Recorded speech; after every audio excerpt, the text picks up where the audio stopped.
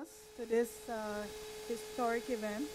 And just so you know, the diaspora has discussed this issue in Lent. People like Mario, Bilal, Nuri Brother Nuri, started a show for the diaspora because he was trying to change the narrative in Belize with the divide. We had a lot of negative way that we spoke about each other. So he started to invite us every Friday on the WB to discuss the diaspora, what's going on, talk about political issues. And during the ICJ, which was a very volatile discussion that happened in Belize, we had people like Bilal Morris. They went to the embassy in Guatemala and they protested on behalf of Belize. And we had a little small group called Belize Citizens Abroad, which was myself, Debbie Curlin, Hubert Pipersburg, and Joseph Guerrero. And so we started to advocate for our involvement in the ICJ. And Hubert, I don't know how he did it, but he recruited Minister Musa at the time, or maybe Minister Musa recruited him. We were just presented with this idea of introducing it to the House of Representatives. At the time, he was in the opposition. So we did a private members bill, and the private members bill was to allow us to vote. Of course, we were voting no. However, it kind of spiraled the commitment to let's take this to another level. And so we have a very prominent panel today. And I really want you guys to appreciate this. We have Bilal Morris at the end. We have Maria Lara. We have Honorable Karim Musa. And we have Brother Nouri Mohammed.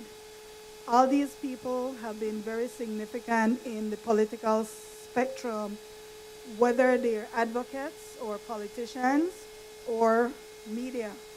And that's a very powerful combination that I think that if we as Belizeans start seeing each other as one community versus Belizeans living at home, Belizeans living abroad, we could actually become a very powerful advocacy group for Belize, for Belizeans, and even for Belizeans at home. Likewise, we can do more exchanges, political, business, real estate, different things. Belize has a lot of potential. We're a small country, we're a smart people, and we're a powerful country. So with that being said, I will ask the panelists to introduce themselves briefly. I do have their bios, but I feel like their bios are going to get they're going to discuss who they are, what they've been doing. And we're going to discuss all that today. It's going to be led by Brother Nouri Mohammed. And with that being said, let's start with the moderator, Brother Nouri Mohammed.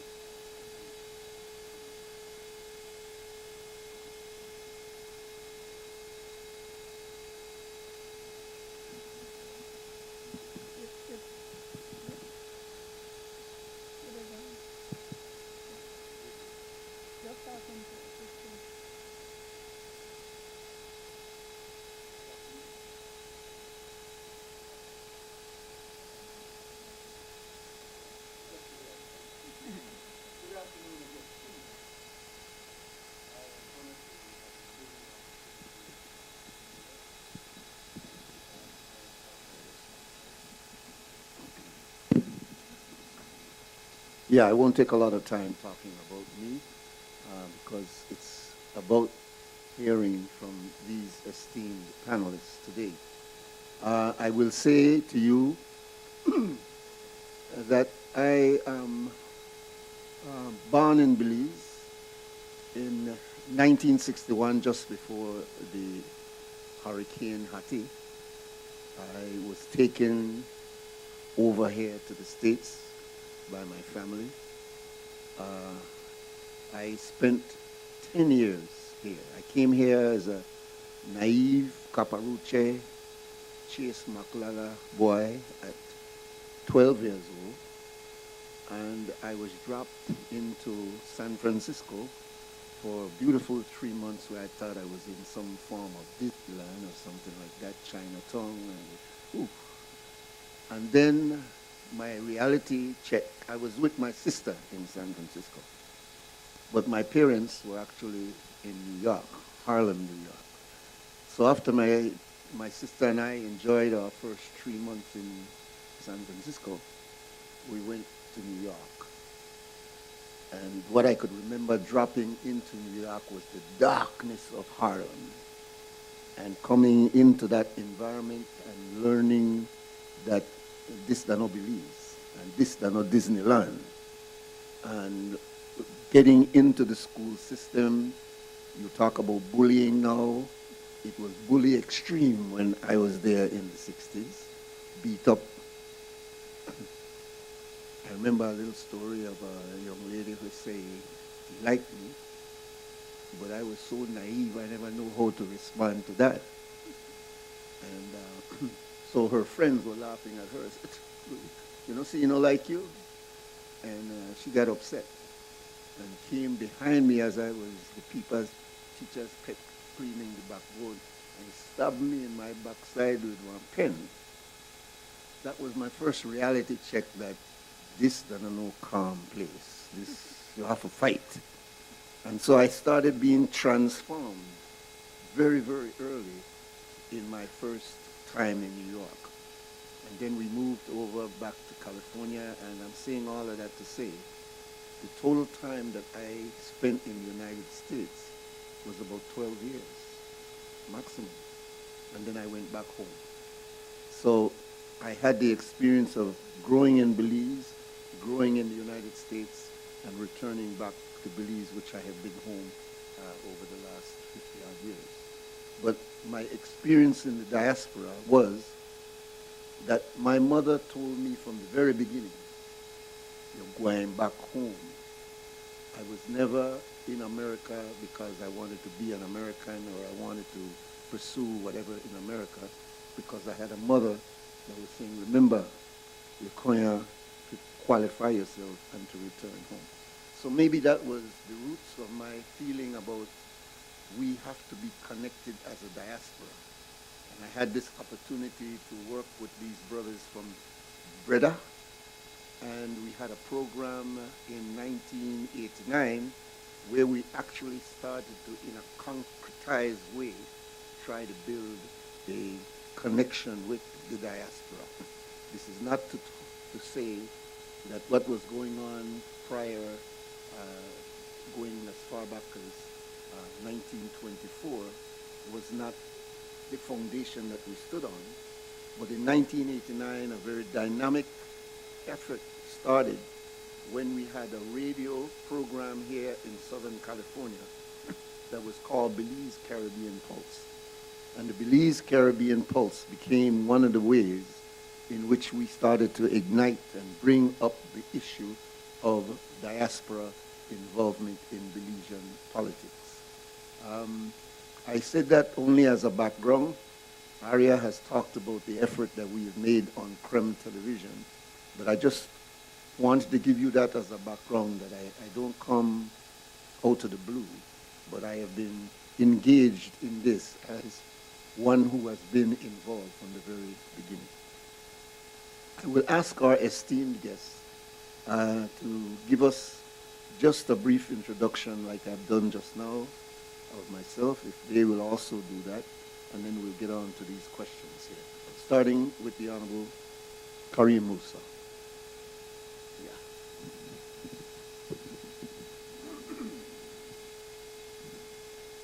Good afternoon, everyone.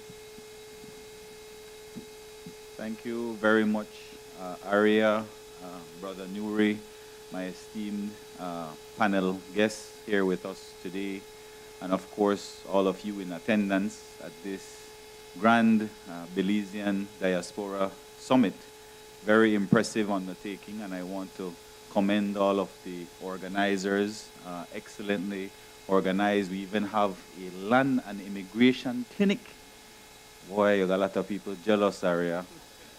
But no, it's truly one that is long overdue, one that is necessary, and certainly one that is appreciated by the Belizeans living here in California. So my name is Karim Musa, and I am the Minister of Home Affairs and New Growth Industries. I have been the area representative for Caribbean Shores since 2015 and became minister in 2020. Prior to 2020, I still am, an attorney at law, practicing, I used to practice civil law, civil litigation, criminal defense, real estate, commercial law. And in my time of studying to become an attorney, I first started in the United States at Louisiana State University. I spent 2 years there where I obtained my bachelor's degree. And then I spent 5 years in the Caribbean. And so I think 7 years abroad allows me, Brother Nuri, to be called an honorary diaspora Belizean. Having lived away from home, having met so many Belizeans abroad who have not, in the very least, forgotten about Belize. If it's one chord that really struck me when I was living in Louisiana, I used to go down to New Orleans every weekend, and I used to stay with a family friend, Tony Cass and Sue Castillo, and all they wanted to do was talk about Belize. All night, all day. I was a young man, so I wanted to go party, but they just wanted to talk about Belize and to reminisce. And of course, the house was bubbling with delicious Belizean food and Belizean music playing. And I really realized how much Belizeans living abroad appreciate their country. And I compare it a lot with other countries for their diaspora. And I don't see the same affinity, the same connection the way I do for Belizeans. It's quite an impressive thing. And so in 2018, I'm sorry if I'm rambling here, Brother Nuri, I got the chance to meet Hubert Pipersberg, who, if you're on social media, you would know Mario Lara, Belal Morris, you would know Aria Lightfoot, because these are Belizeans who have a very keen interest in what takes place in our country. And so I met Hubert, and I was like, Hubert, what are you doing? And Hubert said, I live here now. And I was like, what? You come out to Belize? Because it's so hard to reverse the brain drain sometimes that when you see it happen, you're like, boy, this is awesome that you're now living back in Belize. But I always remembered Hubert, and I always put him in a category as not a Belizean, no. I saw him as a diaspora ambassador to Belize, because that's all he wanted to talk about. How can we incorporate the diaspora in our everyday lives? How can we get more rights for them? Because, of course, we can talk of the remittances, we can talk of the investments in real estate, in businesses, but let us talk about rights as well. And so Hubert recruited me. Let's get it straight. Hubert recruited me, and I was sold, like I said, because of my experience living abroad. I saw it firsthand, and so I was very willing to be that vessel, to be that area representative, to have taken the private members bill in the year 2018. Yes, it was knocked down, but I think it was a very important stand and a very important statement that had to be made. Because we always talk about Guatemala and we always talk about Belize. What if Guatemala invades? We're going to call on the CARICOM, we're going to call on Britain, all these countries that we're going to call on, but yet we have such a rich, healthy population of diaspora Belizeans who want to fight for Belize, not necessarily with arms, but they want to get in the discourse, they want to have a say, and so that should be our first line. Let us see what other Belizeans outside of Belize are saying, and let's call on them for help. And so I saw it as an important call, and it was an honor. It was sponsored by these two good gentlemen, yourself, Aria, Hubert, the private members bill, and it was an honor for me to have been a part of that. So sorry for the very long rambling here, Brother Nuri, but I'll pass the mic over to Mario. Good afternoon, everyone. My name is Mario Lara. It's always a challenge and a risk following an eloquent politician introduction, right? But I love Belize. I born and bred in Belize. I went to school up until the age of 18, graduated from St. John Sixth Farm. So when I graduated from St. John Sixth Farm, that was like the highest level of education you could get in Belize at the time. There wasn't UB, there wasn't Galen, there wasn't, now I know St. John's is actually offering a 4-year degree. So in order for me to continue my education, I had to leave Belize. And the plan was to leave Belize, get my education, and go back. But we know that life tends to take you in different directions, right? So when I came to the US, much like Nuri, thinking that the streets were paved with gold and things would be easy, I found it quite different. And I had to make some sacrifices in order for me to be able to afford to get an education. And so I joined the US military. And in order to join the US military, I couldn't, I did it having just the green card, but becoming part of the US military, you tend to adopt the land that you went to for opportunity. So I am a dual citizen person on this panel. I have a Belize passport, which I keep current. I always update and keep current my Belizean passport because my heart is always and will remain in Belize forever. I will always be a Belizean. And I also have my American passport, and I am not ashamed to be an American and to call myself Belizean American because I have 2 nationalities. And I don't think it is in conflict whatsoever. And I'm a very private person, but I'm sharing this personal story because I meet Aria, I met Hubert Pipersberg, I met Bilal, and I met a fellow by the name of Will Mahia, who you might recognize. And I started to get activated during the time around ICJ, and I think there was a statutory instrument in Belize that told Belizeans they can't go to Sarstoon, and I said, how can you pass a law that says you can't go somewhere? That frightened me. That got my attention. And I said, no, that's a slippery slope. And so my advocacy has been, yes, I criticize policies that are made a lot, but in a hopefully respectful way, inquisitive way, questioning way, patriotic way. And I think that's part of the value that the diaspora brings to the table. We have experience, we have exposure, we see things from a different angle. And while I honor and respect all of the people back home working hard to develop the country, I think seeing things from a different angle is good, and asking questions and questioning and holding people accountable is a good thing, is a patriotic thing. And I am honored and blessed and pleased to be participating in this panel. I commend the organizers, the collaboration that is happening here with the administration that's in office, and I want this to continue. And I hope that we can build on what we have going on here. Thank you. Bilal Morris. Yes, greetings, everybody. Belizeans at home in Belize, and send greetings to Belizeans in the diaspora, wherever you are listening to this broadcast. Those of you who took the time out, this is a weekday.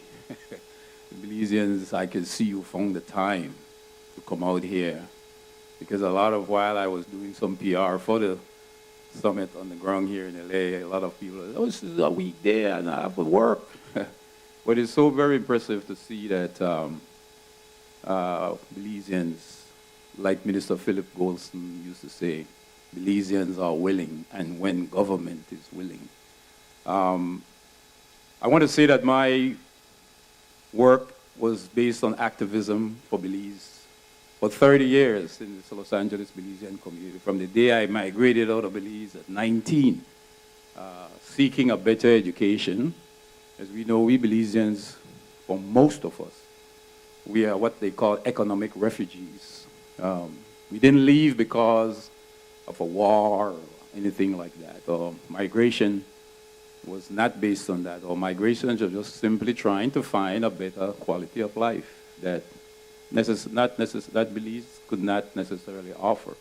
Not that it was a poor country, it was a beautiful country. But for many of us, it was not underdeveloped, as they like to call us, but Belize was a developing nation. And I think that when you say that you're diaspora, no Belizeans who live abroad, does not, after you leave there, you don't have no rights to Belize anymore. It's a very, very, very, it's a betrayal of that sort. Because your people never did necessarily leave because they wanted to. They left because they wanted to have a better quality of life. And I got involved immediately. At 19, I joined an organization that I was with, the Los Angeles Muslims of Belize, where my colleague, Nuri Akbar, who spoke this morning, was pivotal of the brainchild of Belizean Ubada, Ismail Omar Shabazz. He was our teacher. He groomed us. UBAD. How many of you, raise your hand if you know about UBAD. Right? UBAD was the grassroots organization that, apart from many organizations in Belize itself, that made history. We come from that. Evan Exide used to say, you all are the children of UBAD, because Shabazz was our mentor. We learned from him. He taught us he taught us activism, how to get involved for your country and work for your country, hustle for your country. And I did that. I'm a journalist, a trained broadcast journalist. I wrote for the Los Angeles Muslims of Belize newspaper called Lambs. I wrote for the paper was called Belizean Focus. That paper was very powerful. We did, before Belize Caribbean Pulse came on the scene, Nur Muhammad speaks about it was Belizean Focus that used to educate and inform the Belizean people in the Los Angeles Belizean community. At the time, New York, Chicago, and Florida was not involved like this. Los Angeles had the perfect setting, restaurants, the largest Belizean community outside of Belize itself. The largest, and I have to quote, recently I was speaking with the Congresswoman Karen Bass, and I was lobbying for Belize. Maxine Waters heads the Mains and Winds Committee. Belizeans in the Anglo-Guatemalan claim they don't have lobbyists in Washington. The Guatemalans do. And that's why we are always losing the political fight. Because I learned about lobbyists bringing Zenaida Moya, the first female mayor, to City Hall with Antonio Villagrosa. And you see the Salvadorians, you see the Hondurans, you see the Guatemalans, they're lobbying in City Hall. There was no Belizean lobbyist. And Zenaida was so very impressed. It's like, wow, you speak on the diaspora, because I don't know anything of the diaspora. But she got key to the city, lots of help. It was something that was repeated. But the problem was that, speaking with the business manager of City Hall, he said that your leaders come here from George Caleb Price with Reardon, got key to the city, but there is no reciprocity. You go back, and you just don't do anything else. So he said that, I love your presentation that you made on the behalf of the Belizeans, because we didn't know anything about you, right? We know about the Salvadorians, we know about the Guatemalans, the Mexicans, but who are you? And so he said, because you have a record, your Prime Minister, George Caleb Price, no reciprocity, whoever else came, then Zenaida Moya, the first female mayor of Belize City, he says that has to change. If you want development for your country, your leaders cannot just go back and sit down and don't respond. But I said that to say, when I asked her, she said, you're a Belizean? I said, yes. She said, do you know the Belizeans are the largest black immigrant group in Los Angeles? And I took back that. I went to the Consul General, Roland York, and I said that, and she said, she don't know what she talk about. Right? It was, so I said, how you know that, Congresswoman? She says, because they vote for me in my constituency. But the Consul General of Belize didn't even know that. He had no idea. He disputed. She don't know what she talk about. And this is the mentality that has to change. Because over my 30 years of activist work, also we brought on stream the Belize Caribbean Pulse. A professor of history, Professor Ron Wilkins, an African Pan-Africanist activist, came and said, KPF has programs, but you have to come and sit on the board. We went and we sit on the board and we got 2 hours, Belize Caribbean Pulse. It was hosted by so many people, but it brought information every Friday morning to the Belizean community. I produced that show. And you have the most astute host of that show sitting right here, Nur Muhammad. When he came along, that's when the show improved in its content, because before that we had hosts that were there, they were Radio Belize trained, but they could not carry the content and the sense of consciousness that you should have. Because KPFK is the Pacifica Radio Network, it's countrywide, just like National Public Radio, and its signal can be heard all the way to Mexico.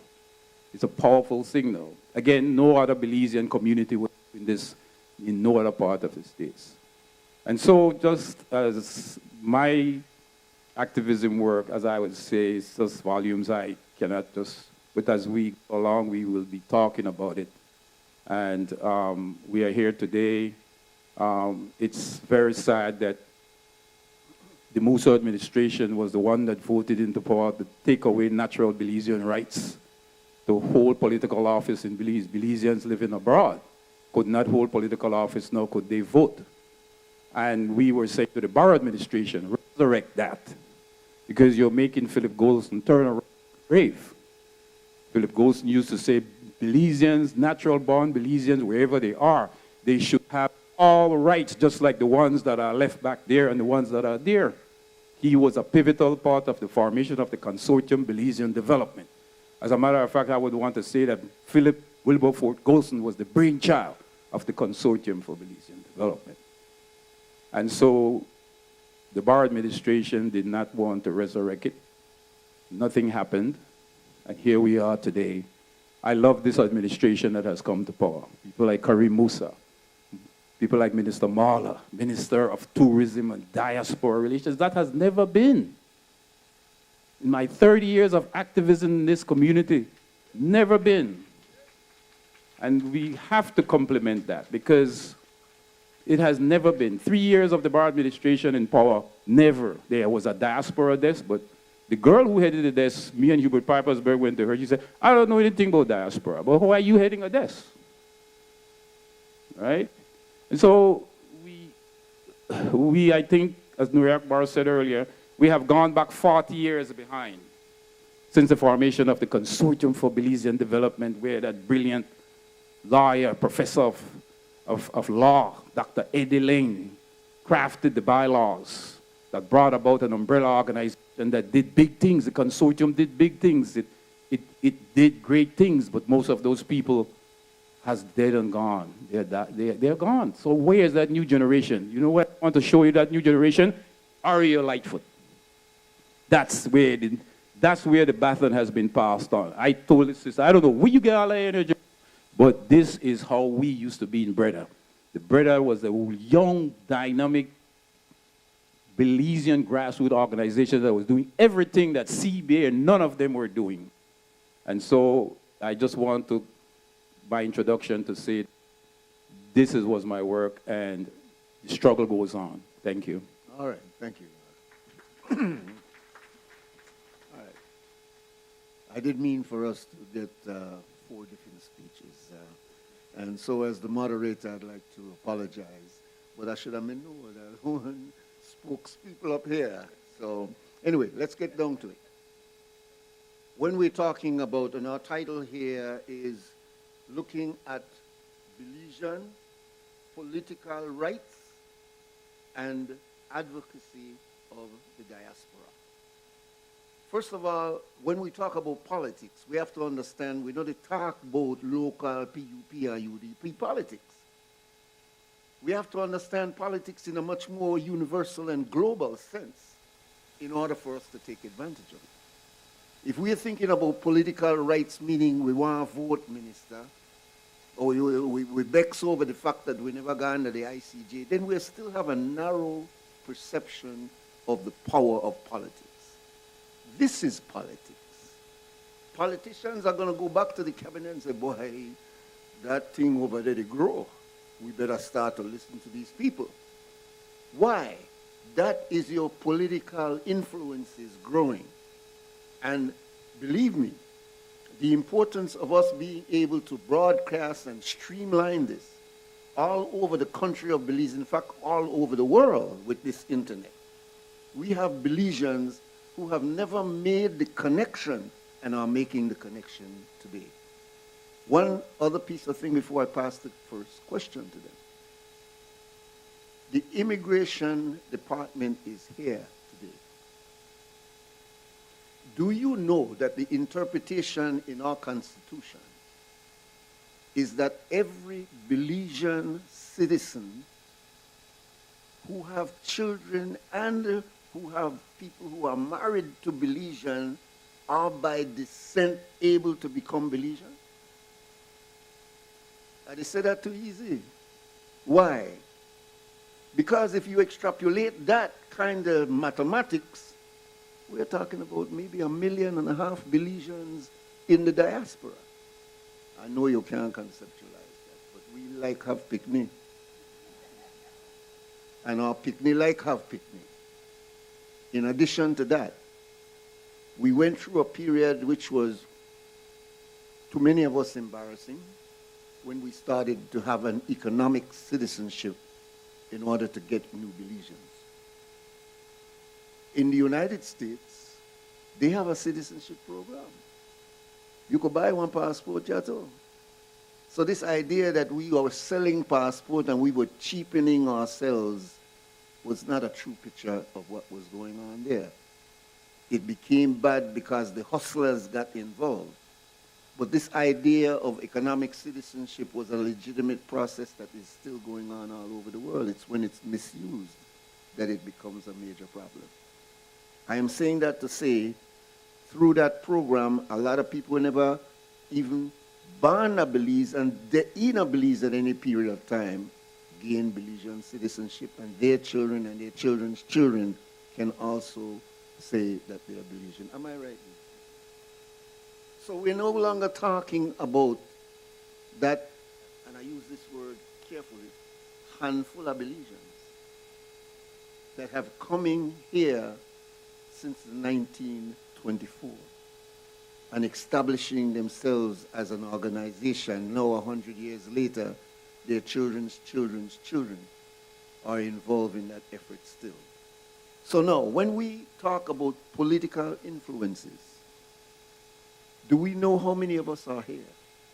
Do we understand what the keys of pushing the buttons of our politicians there here in order for us to be able to get the rights that we feel that we should have? I would now put to Minister Musa, Brother Mario, and Bilal. Why do you believe, when there was such a strong advocacy among Belizeans, to show the love that we have and wanting to be a part of any conversation, why do you think that the powers that be, whether the UDP or the PUP, did not see the need to make concrete connections to ensure that Belizeans abroad would be heard, not just on social media, but in fact would be brought into the conversation? And believe me, we were not brought into the conversation. We were a sideline. Wouldn't you agree, Mario? We were a sideline conversation. We were not brought into the major part of the conversation until this minister decided to take us into the House of Representatives. I'd like all three of you briefly, let me understand and learn that, briefly comment on that as I go on to the next question. Minister, you first. Thanks, Brother Nuri. You know how to ask the loaded questions. I think the old adage that there is strength in unity is one of the core reasons. I think leading up to when I think back to the private members bill, I could feel a united front moving forward, an actual deliberate move by diaspora Belizeans coming together and saying, this is our time, this is an important existential threat. We want to have a say. And I felt that that momentum picked up a lot of steam, both in Belize and here in the diaspora. And I don't know if it is because the bill did not succeed why we felt that we could not continue that push. But I do feel as though there has been a withdrawal, as Brother Newry put it, of feeling sidelined, and it's totally justified in having that feeling.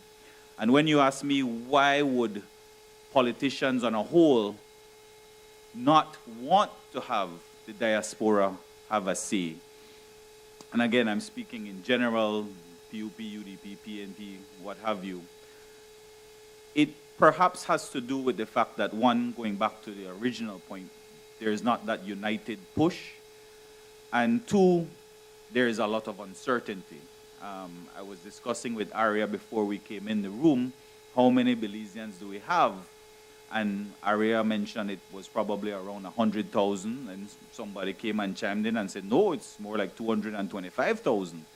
And so that's a huge disparity. And so I think we really have to do some research and getting to the bottom and registering all our diaspora Belizeans in a database so that we can go, whether it is another private member's bill, whether the government takes an initiative to the National Assembly, a motion, but we have to have the data. That is the first step, having the data to know how many Belizeans are out there in the diaspora, not just in the United States, but all across the world.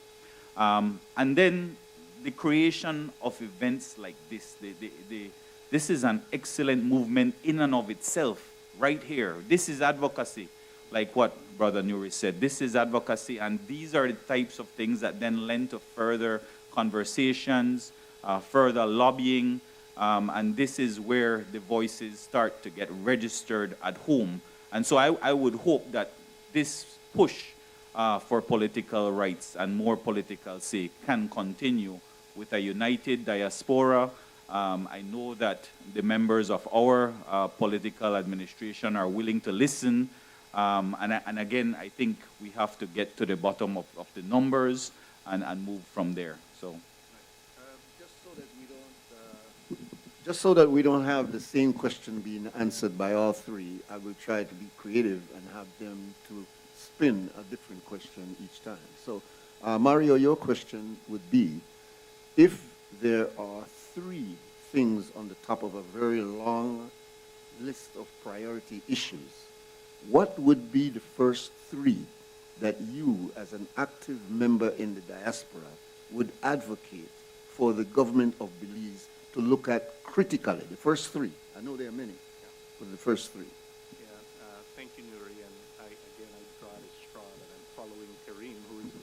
I draw the straw that I'm following Kareem, who's a very good speaker. And but to quote a famous quote, I think a famous politician said that the arc of history bends towards justice.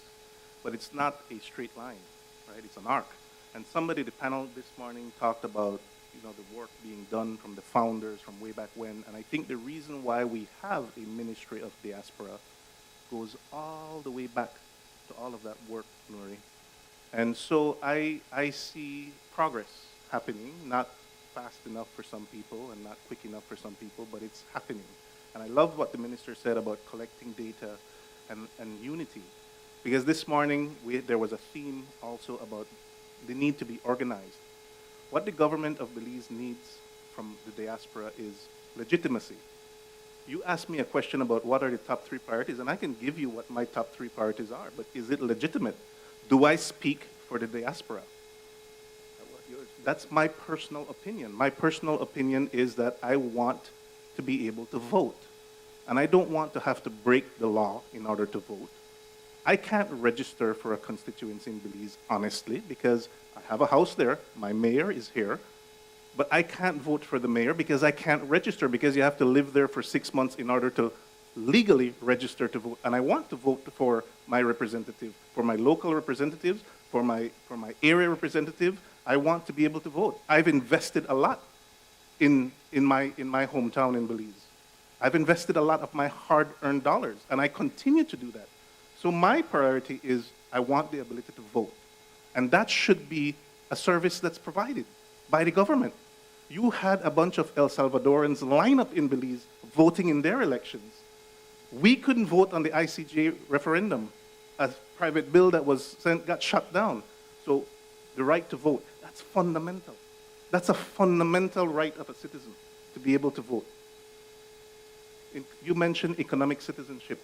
When I was in college, I was involved in the international student groups and everything, and I met a fellow there who was from one of the oil-rich countries. He had a Belizean passport. He can hold an office in the National Assembly. I can't, because I have supposedly pledged allegiance to a foreign entity. You have to do the Pledge of Allegiance when you become a U.S. citizen. I think that's nonsense. That is nonsense.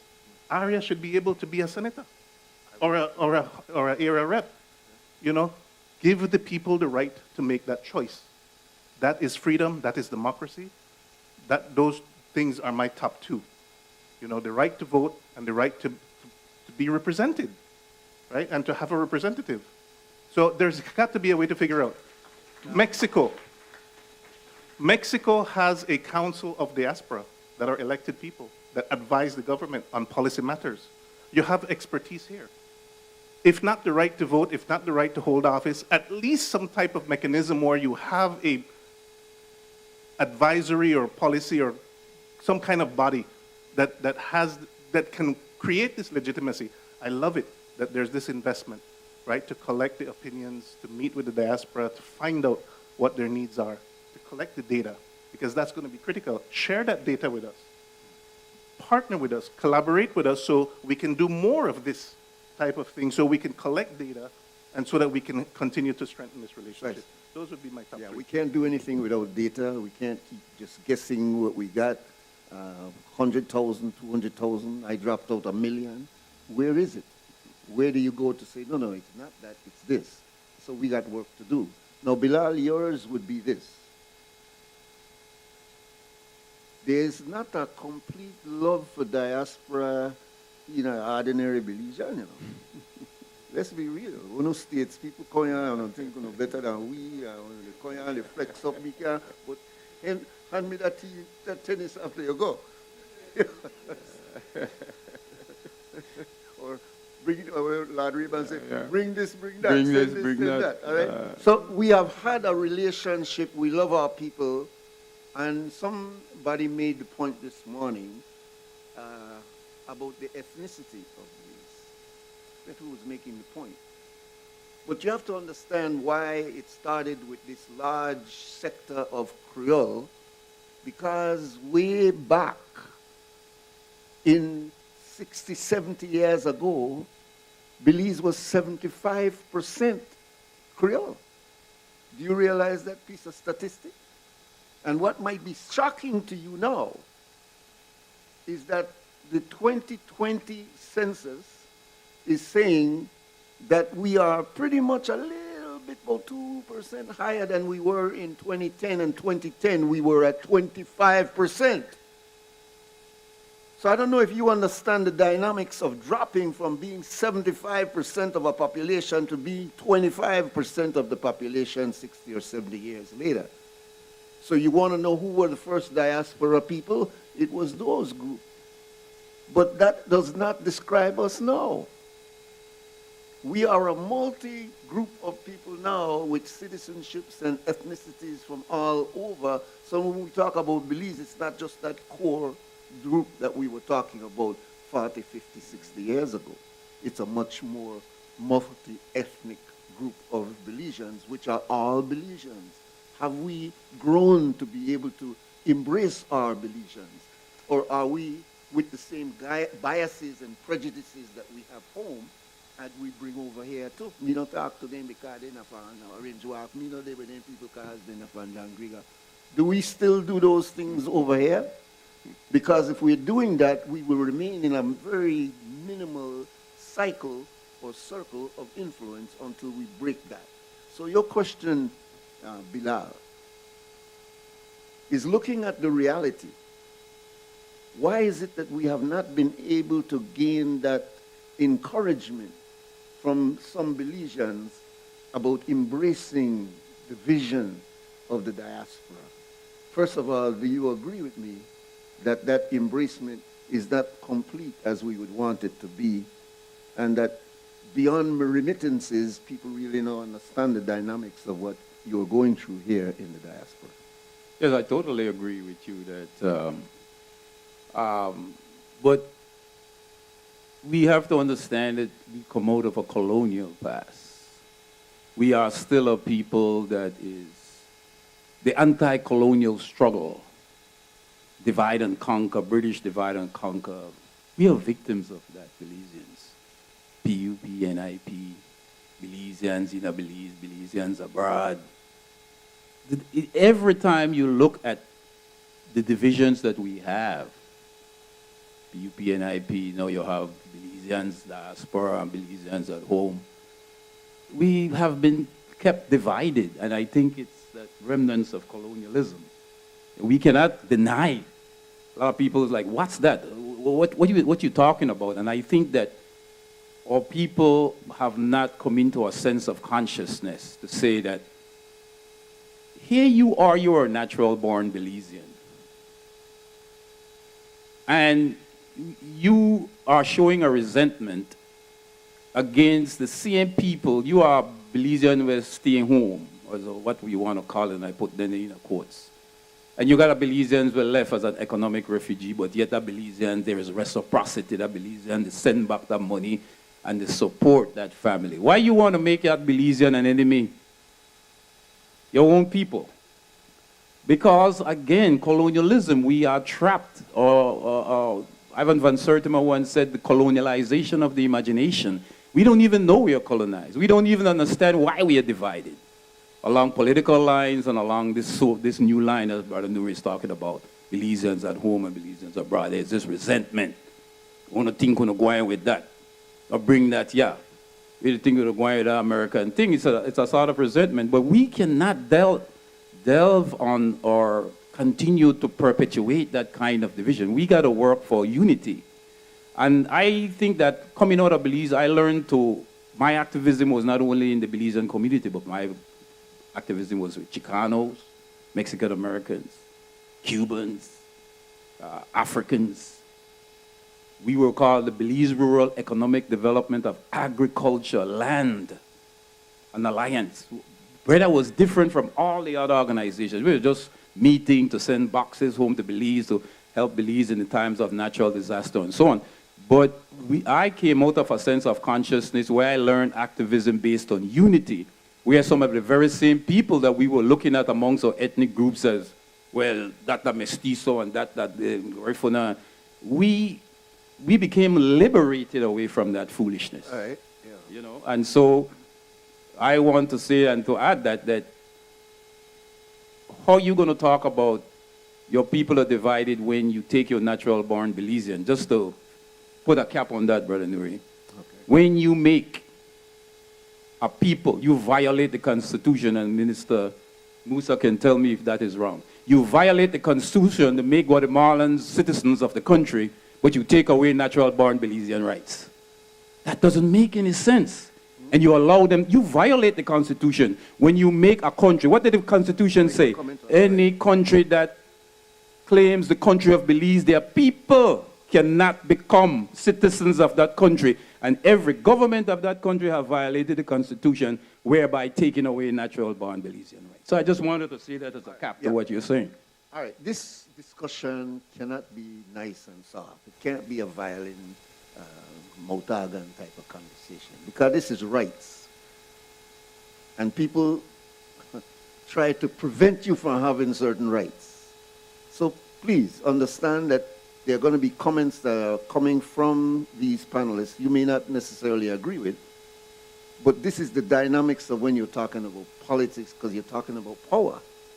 And it's not necessarily a nice, smooth situation. Now I want to put something directly to the minister, but can be answered to the rest. We have talked sometime about losing certain models that exist in other jurisdictions.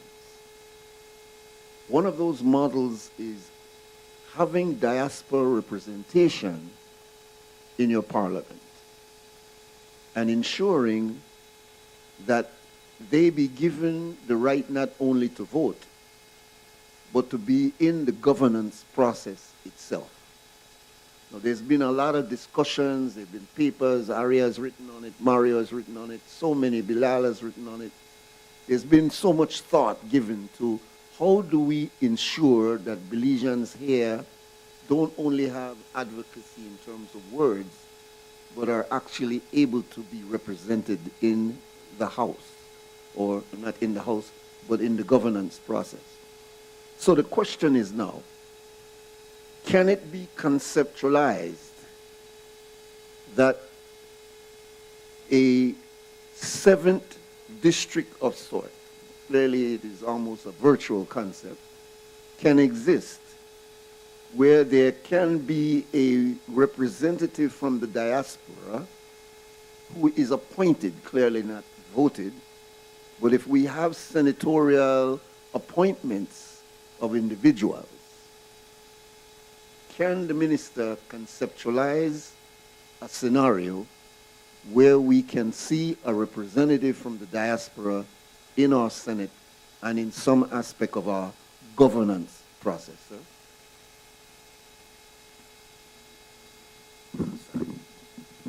And Brother Nuri. Definitely, that's something that I think should be advocated for. That is my personal opinion. Currently, the way that the representation of the People Act is structured, as what Brother Mario was mentioning, you have to be resident at an address for 3 months prior to going in to register. Now, I think we can look at this from several different several ways to skin the cat.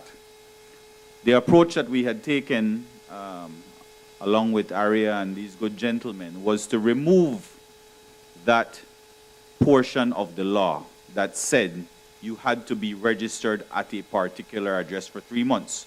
So removing any sort of timeline whatsoever, any time requirement.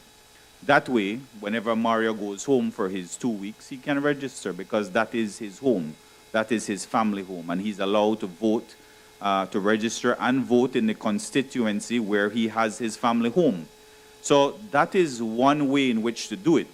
I think looking at a 7th district, I agree with you that perhaps we cannot go as far as to say we can have an election for a member of the House of Representatives that represents the diaspora, because then it's no longer Belize, the country, geographically, that we're looking at. We're looking at outside. And I don't know if there's any country that has that 7th district representative in terms of an elected representatives. But certainly, when it comes to an appointment of a senator, I think that that is certainly something that could be considered and something that I think the diaspora should, in fact, advocate for.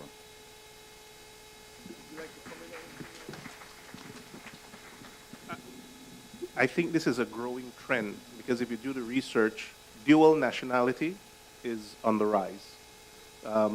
Borders are now, you know, we're easily more crossing borders, and the dual nationality thing is going to continue to increase.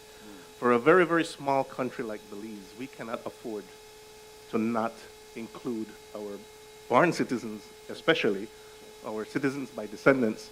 So we have to find a way to grapple with this and to figure out how to incorporate the Belizeans who are dispersed all across the globe now into the political discourse in a meaningful and significant way. So I am heartened to hear a sitting minister in government say that he is willing to think about this and to figure out a way for this to happen. I mean, if you think about how our senators are selected, they're all special interest groups anyway. The diaspora represents over 100,000 people easily, you know, so there is absolutely no reason that shouldn't be controversial, you know, for there to be a representative in the Senate, at least, that can represent the Belizeans who are dispersed across the globe. That just makes sense. And if we want to attract investment, if we want Belizeans to come back home, You need that voice to be speaking with the policymakers so that we can move beyond the DRIP program, which we accomplished, 10 decades ago. It needs to be more than that. From personal experience, I can tell you, I built my home in San Ignacio, Santa Elena, and the hurdles that I had to go through, only a patriot would take his hard-earned money to do what I did, because there are much better opportunities available to you elsewhere. So we need to figure out, we need to have a seat at the table to figure out how do we break down these barriers so that Belizeans can come back home. And, we're attracting a lot of people to Belize, which is great. A lot of foreign people are now retiring to Belize, but you have a ton of Belizeans here, that would love to retire to Belize, but the hurdles are just so huge that we need that help.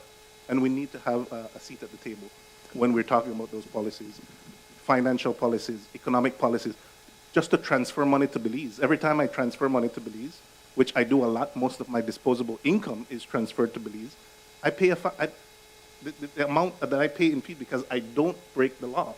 I do things according to the law, but in order to do that, you incur a significant amount of cost. So to facilitate those things, you need somebody there that has lived the experience, that understands the hurdles that they're going through. And I'm glad to see that we're moving in that direction and we're starting to have those conversations. So definitely I would do it. I don't want to hog the mic, but a quick thing. I think too that when we talk about Belizean identity, the diaspora, man, you don't feel your patriotism until you leave your home. And talk about preserving Belizean identity that breaks down Oida Creole, Oida Maya, Oida Mestizo, Oida from Orange Rock, no, Belizean. When you talk about Belizean first, when you're a member in the diaspora, when you're outside of your home, it's like everything is equalized. So I would say that that's another thing that we bring to the table. All right. Yeah, thank you. Bilal Morris, about 35 years ago, we were entertaining a concept which was a very innovative concept called Top 10. If I might, for our audience who have not heard of this was I'm not sure it still exists, but the concept was this, that if you are a Belizean abroad and you have a certain talent that can be of use in the development of your country, whether you're a doctor, a teacher, someone with skills that can be a part of the process of development, whether in the social area, the economic area, or whatever area, you would register in this central clearinghouse called Top 10. And so Top 10 as a registry would have doctors, Belizean doctors in every field of medicine from all over the country in this in this file, in this data bank, as well as many other different skills. That's the first part of Top 10. The second part of Top 10 is that the government of Belize, when it adopts this idea, will first of all, will identify how these skills can be utilized and in what area it would be utilized. And then the Belizean government would provide a sort of enabling environment or possibility for that skilled person to come back to Belize and to give his or her service during their vacation time.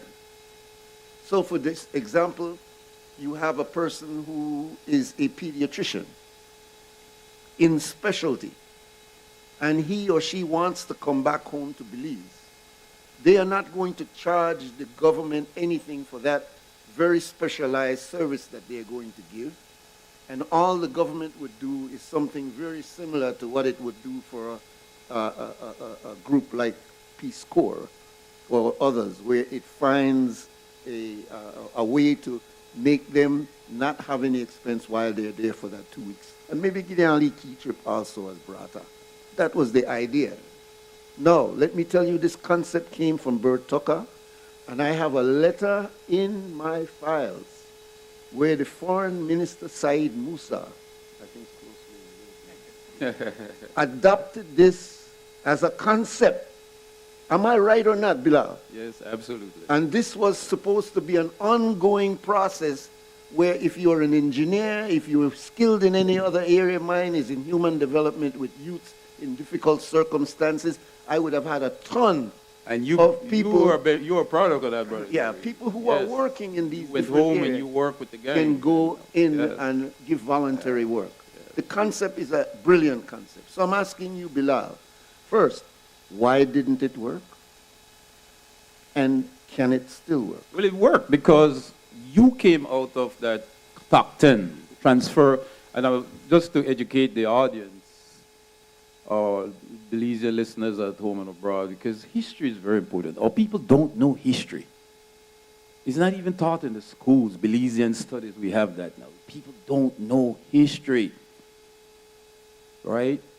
Transfer of knowledge to expatriate nationals, top 10. It was a United Nations program, and I would say that it came out of the consortium. Because after the consortium of Belizean development was formed in 1985, that became the umbrella organization for all these other organizations, the bylaws that Eddie Lang drafted. It worked. Belizean, top 10 came out of that where Adalbert Tucker, which became Belize's ambassador of trade in the Caribbean and Africa, before he even came home to work with Belize, he was working with the United Nations in sustainable development across Africa and the Caribbean. And so who was the people who were architecting, bringing this thing before Eddie Lang even did the bylaws? It was Philip Golson and Adalbert Tucker who came up with the idea of pushing just beside just a lip service or a concept, Belizeans at home and abroad, bridging the gap. They actually put it into action, just like the facilitators have made this into action today, the Belize Diaspora Summit. And that produced the Consortium for Belizean Development, which later form produced the Top 10 program. And we have to give Minister Musa, Said Musa, which was then the Minister of Foreign Affairs, who embraced it and put it to work. I have all the documents of it, right? He embraced it, and it started to work. Nur Muhammad was a product of that. He left his job as a chaplain in the prisons, as a Muslim chaplain. Along also, he was hosting the Belize Caribbean Pulse, which ran for 10 years in the Los Angeles Belizean community, and went home and worked with the CYDP program. A call to action. And he did not say, well, I'm going to think about it. He did. And Top 10 is even where you don't have to go live back in Belize. You could contribute your skill and still live in whichever part of the world, you're in the United States or the UK, or wherever you are, the Caribbean, Central America, Africa, wherever you are. But that you're going home to Belize to help develop your country in the health field, in the economic field, whatever field, working there as a think tank, as a person who, and Adalbert Tucker was doing that himself before he came home to Belize. I used to remember meeting him in Belize in the 80s and the 90s, and he was working with developing a 5-year development plan as an economist under the leadership of Minister of Foreign Affairs and I think Economic Development, Said Musa at the time. You ask him, what are you doing here? He says, Minister Musa, I'm working on the 5-year development plan. So Said Musa had he had the insight, vision of embracing the diaspora. And that's why for me it's questionable, why is he that under his administration the diaspora rights were taken away? Which I want to ask Kareem, you have to make your government resurrect that 7th Amendment. Belizeans in the diaspora got to get back their natural-born Belizean rights to hold political office in every part and to vote by proxy and absentee ballot. We cannot go on, and I love this government, Kareem.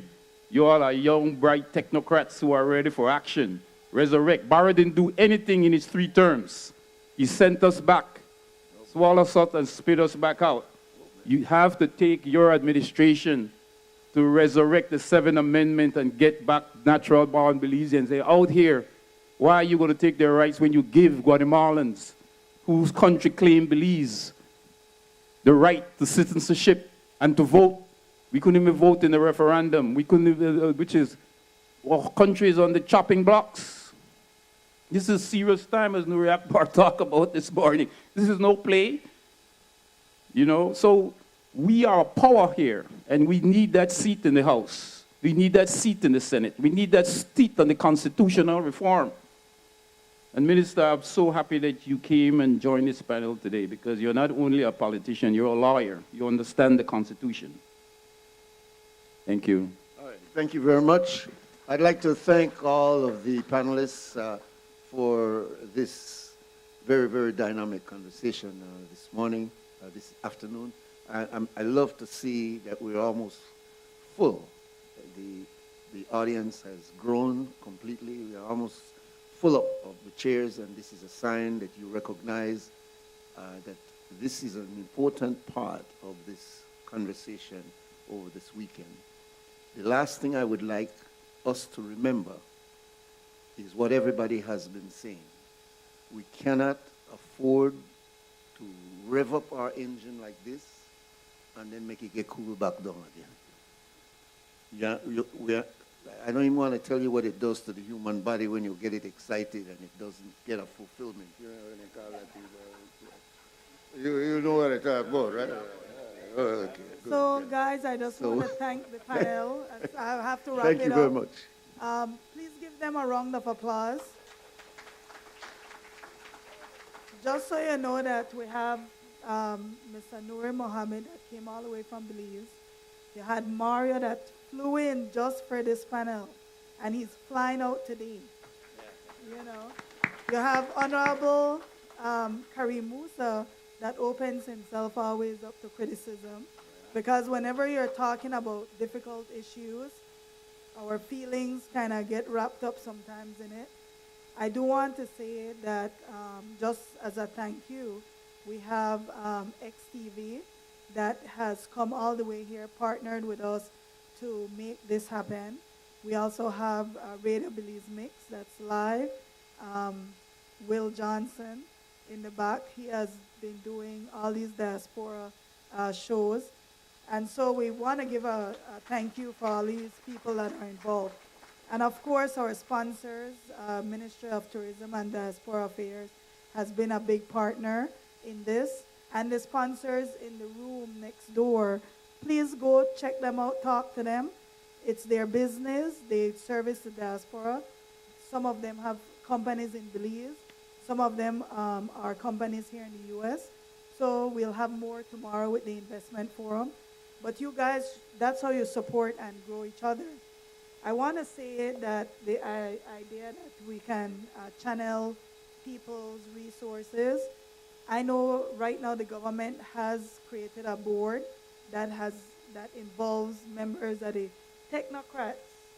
I have a colleague on it, and at least it's something that we're starting. So the minister dangled one carrot today. I don't know if anybody picked it up.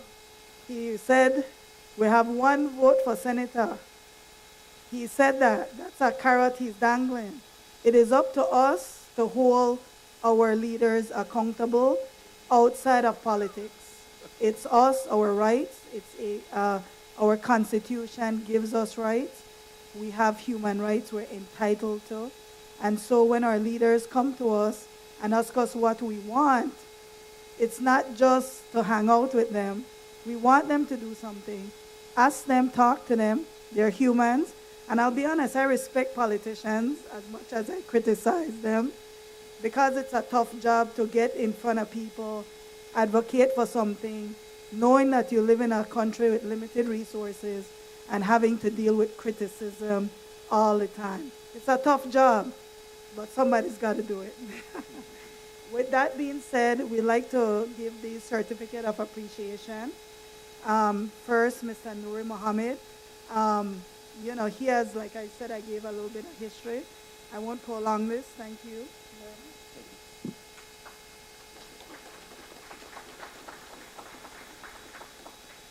We have Honorable Karim Musa.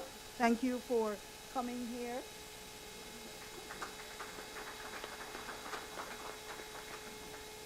Mr. Mario Lara. He is one of my online buddies, sparring partners. Mario does challenge us that he asks important, difficult questions. And of course, Mr. Bilal Morris. Bilal, you know, he has rich history. And so, thank you, Bilal. This is Sister of the Area Life. She's the new face. She is the new brother. And just so you know, I don't want political office. I want to make that very clear today. With that being said, we'll just take a little 5 minutes break and then we're going to start the youth panel. I know some people say, I tired of hearing the old people. We want to hear what the young people have to say. So let's hear what the young people have to say.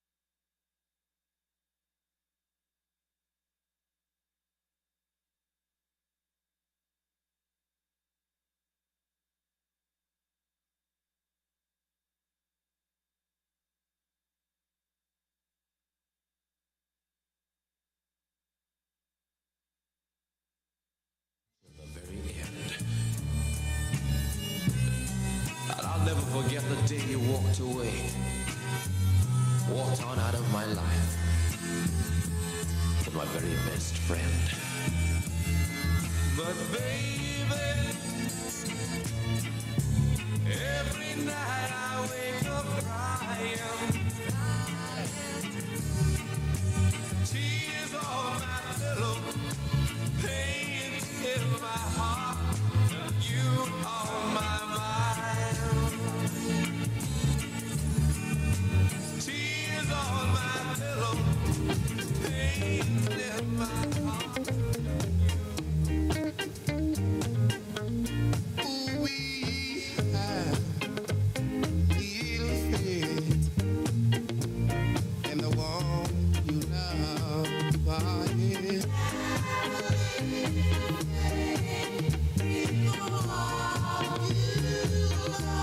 Let's try that one more time. Have a little faith in the one you love.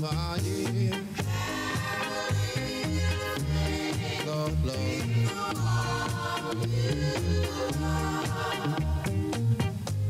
You know the days are cold and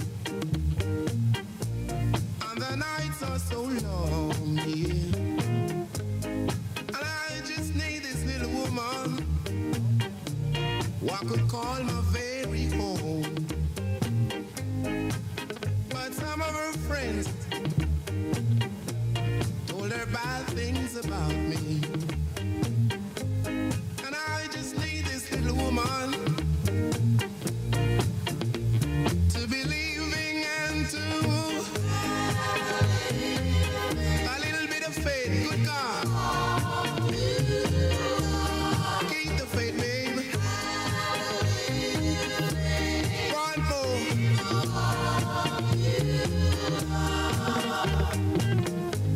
You know, I went to her house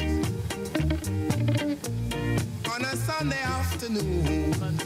Yeah.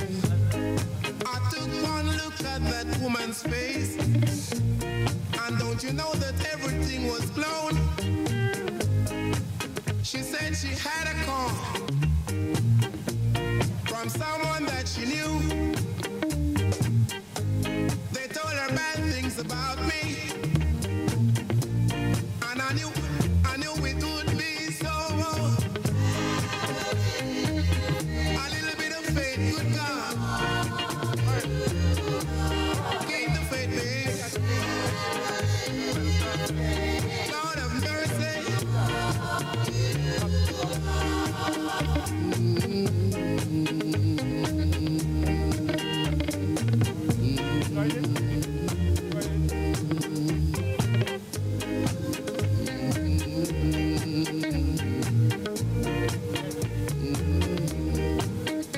You know I need you, and I want you. I got to have you, baby, right by my side.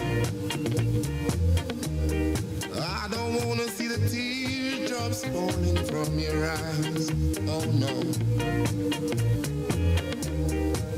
Don't let nobody break it down, baby. 'Cause this has been a hugger thing.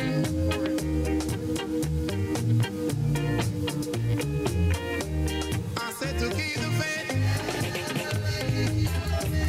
Lord have mercy.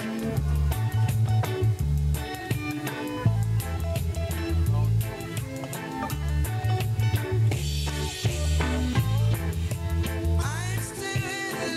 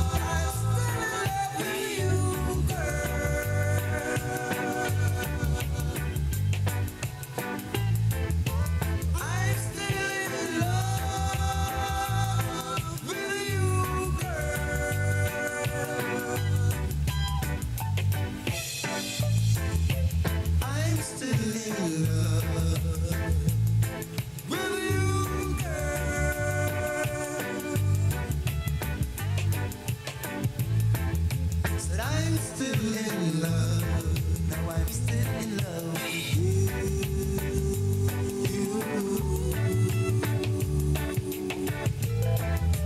I'm still in love. Now I've got to love you, love you, love you, love you. Somebody love you more than more. I love you more. Nobody will ever love you some more. Now I'm still in love. Oh, love you, love you more. Love, I'm still in love.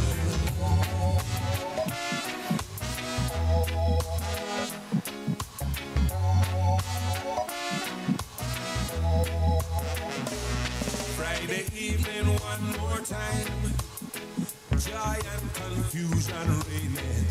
Ben Johnson just gone, soon come. In the fat left pocket is the money from last week's sweat and tears. Just come, soon gone. And the crown and anchor man stand up by the gate of my workplace with the dice in him hand. And a wicked old grin on him long face. And we reach when I must stop. We have to pass the betting shop. What a martial art tonight. I go on a yard tonight. I want me, I go tell me wife when I get home. Yes, yeah, no mash up the one boot in my head. Yes, yeah, I'm on it to fix it and me can't buy bread. Yes, yeah, the money well short and me know it hard. But no matter with the floor show, no matter with the floor show, no matter with the floor show, in the tenement yard. Friday evening one more time. Have to pay on Joyce for the lunch last week. Must pay this day. And me have a smalls. Feed the few hot beer on my Sunday's bar. Must pay this day. And he's always on this date. Fancy power for her water rate. And at least a eyeglass man me have to put in a she hand. And if she no get her share, everybody else better beware. What a martial art tonight. I go on a yard tonight. And when me I go tell me wife when I get home. Yes, yeah, no mash up the one boot in my head. Yes, yeah, I'm on it to fix it and me can't buy bread. Yes, yeah, me money well short and me know it hard. But no matter with the floor show, no matter with the floor show, no matter with the floor show, in the tenement yard, yes, yeah, no mash up the one boot in my head.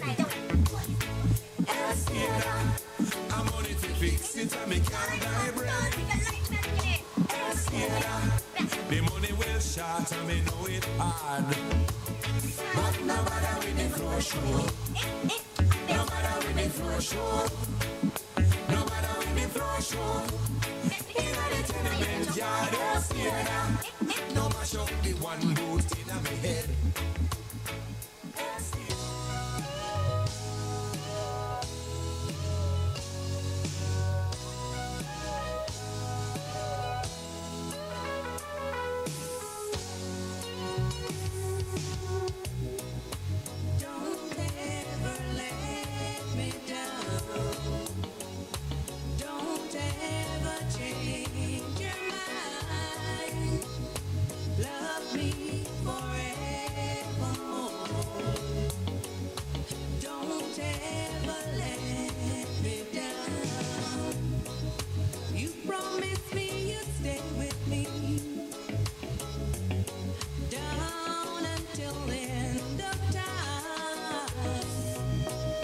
But I'm afraid there's something wrong.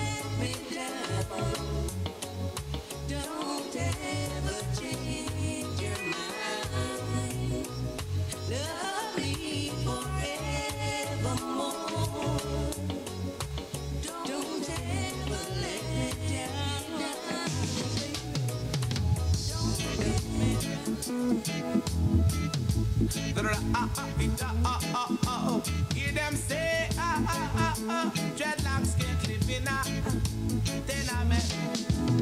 Dreadlocks can't live in a tenement, yeah. Dreadlocks can't live in a tenement, yeah. Too much, too much watchy. Too much, too much watchy. Dreadlocks can't live in a tenement, yeah. Dreadlocks can't live in a tenement, yeah. Too much, too much watchy. Too much, too much watchy. Dreadlocks can't live in privacy. Anything him do, all nigga see. Too much watchy. Too much, too much watchy. Too much, Dreadlocks can smoke and pipe in peace.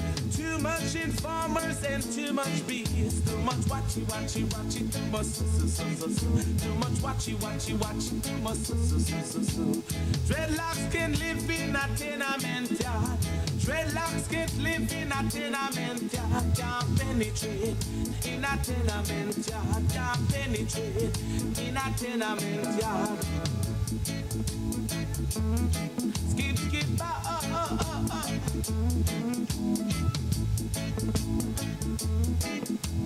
Dreadlocks can't live in a tenement yard. Dreadlocks can't live in a tenement yard. Too much, too much watchy. Too much, too much watchy. Dreadlocks can penetrate the rain. Hi everyone, we're just trying to get started. Too much watchy. Too much, can't penetrate in a tenement yard. Can't penetrate.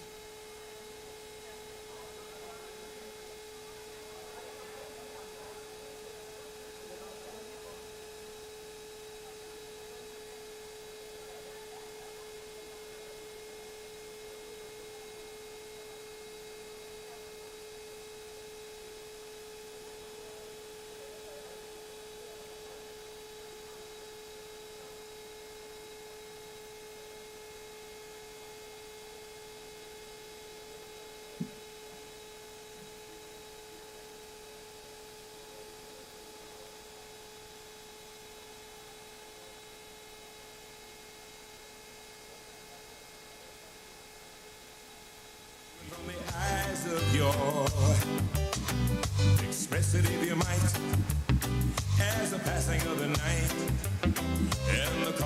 light through a brand new door. How do you tell everybody everything will be well? And the sound of the spitting of the bell is just too good to ignore. You say, hey, my man, that's your brother on the street. You say, hey, my man, every time we meet. Ooh, hey, brother, equal man, hey, sister, shake your hand, it's a brand new day. And we can say it anyway, but what we really want to say is love, love, love, love. Hey, brother, equal man, hey, sister, shake your hand, it's a brand new day. But what we really want to say is love, love, love, love, love. Step into the light of day. We're gonna find us a way that we knew all along. Love is a thing, or a beggar, or a king. And peace grows wings when love is the song. So, hey, my man, that's your brother on the street. You say, hey, my man, every time we meet. Ooh, hey, brother, equal man, hey, sister, shake your hand, it's a brand new day. And we can say it anyway, but what we really want to say is love, love, love, love. Hey, man, that's your brother on the street. Ooh, hey, man, every time we meet. Ooh, hey, brother, equal man, hey, sister, shake your hand, it's a brand new day. We can say it anyway, but what we really want to say is love, love, love, love. Hey, man, that's your brother on the street. You say, hey, man, every time we meet. Oh, hey, brother, equal man, hey, sister, shake your hand, it's a brand new day. We can say it anyway, but what we really want to say is love, love, love, love. Hey, my man, that's your brother. I'm still waiting. I'm still waiting. I'm still waiting. Won't you have some mercy on me, baby? I'm still waiting. I need your love every day. I'm still waiting. I need it along the way, oh baby.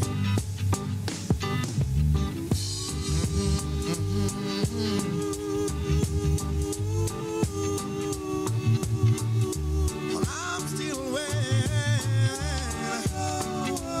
Oh yeah. Oh yeah.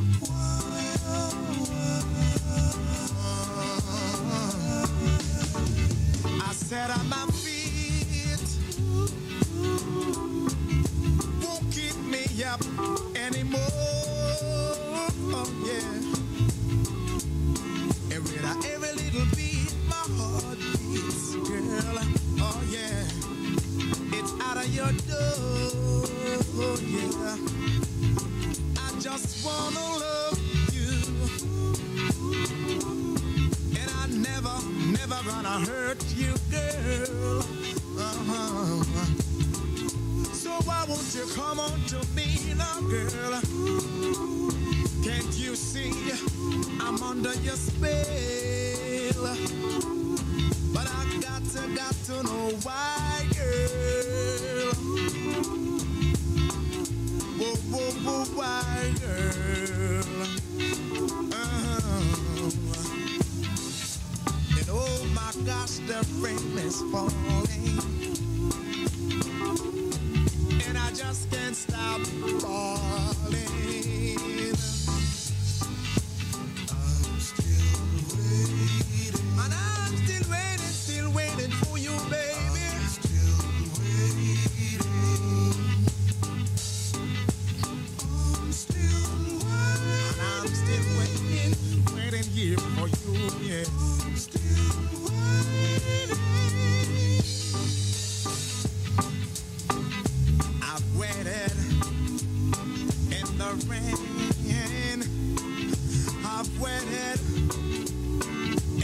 son, please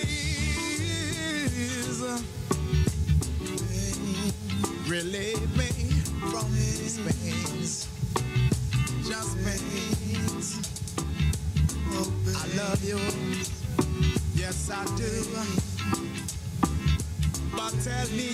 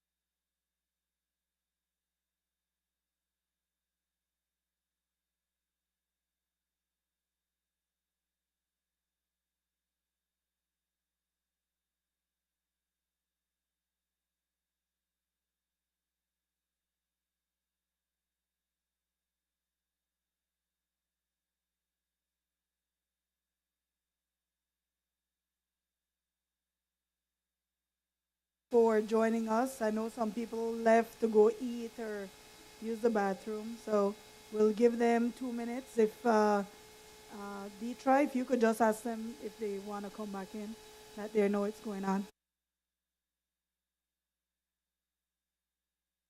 We're graced with Dr. Robert Harris.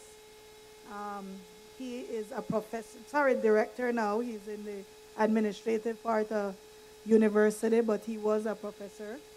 And his profession is education, right? We have Michael Young Jr., Michael Devin Young. Now, Michael has been an organizer in the diaspora for 10 years or so. He started the Belize Chamber of Commerce, Belize American Chamber of Commerce. He started in a little library, from what I hear the story, just with an idea that we can connect businesses at home and abroad. And Michael has literally a workhorse. He does a lot of things, and he takes it out of his own pocket. He helped organize this event. He gets the venue. He deals with a lot of the stuff, and sometimes he deals with some personalities. He's the peacemaker in everything. And we really appreciate him for that. A lot of organizing, so organizing is not easy work, and it's like herding cats. You ever see cats with all their different personalities? That's what organizing is. So we really give him good value. Actually, all people. We also have the CEO of the Ministry of Tourism and Diaspora Relations, CEO Solano. We welcome her to this event because, as someone pointed out previously, to get the administration on board with having such an event is very difficult because, many times the diaspora becomes a hot button political issue. And so politicians, depending on what the energy is of the politics of the day, are not too enthusiastic to face a lot of these questions. I met with her in Belmopan. I want to say she's extremely gracious. She is extremely patient. She is dealing with people who don't understand a lot of protocols, because in our country we have protocols in dealing with people generally. And she has been nothing but helpful, and I do really appreciate your presence here today, showing support for a diaspora initiative. And of course, I don't have to welcome Nouri Mohammed.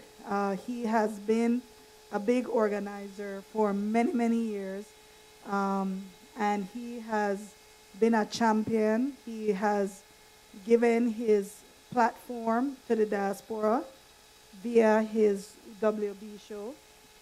And many times he, diplomatically suggests things, which is basically saying, hey, this is what you guys need to do next.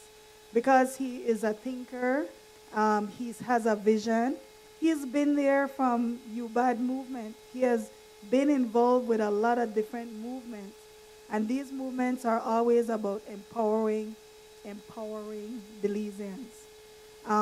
One of the things I want to talk about just quickly before I hand it over, in the United States, I did political science.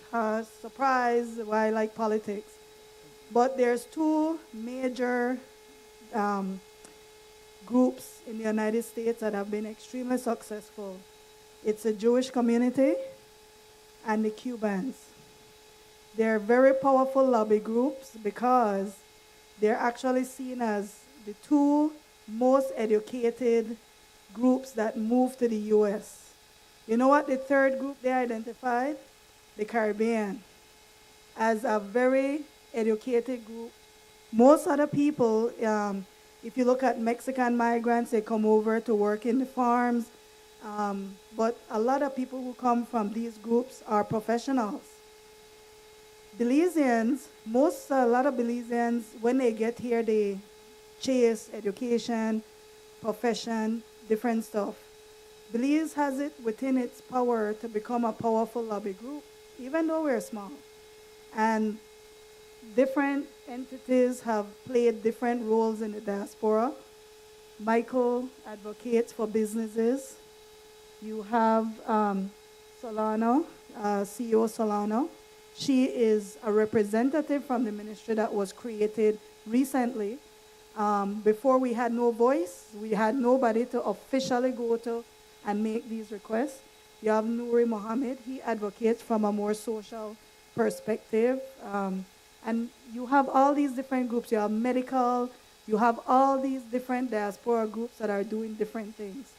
And so this specific panel today is navigating the diaspora future. What does that look like? Minister Musa, even though he dangled that carrot in front of us, he gave it with a caveat. We do not speak for everybody in the diaspora. We can't say we speak for everybody until we start organizing to get numbers so that we can hear what people are actually thinking.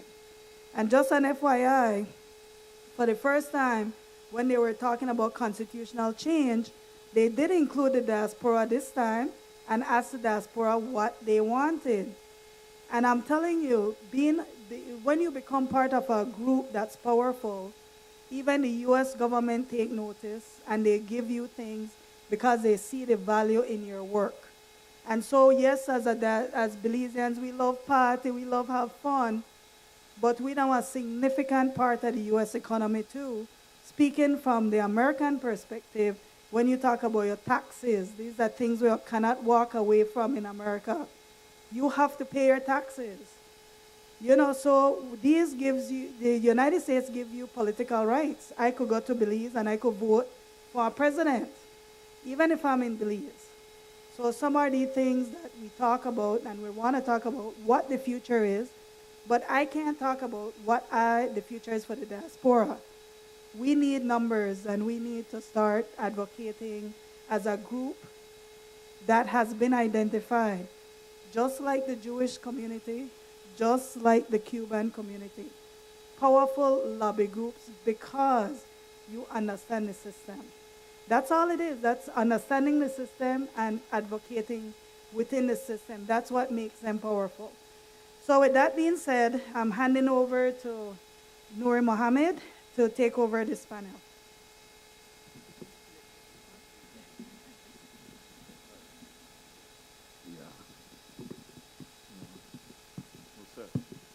Okay. All right. Good evening again, and thank you very much, Aria.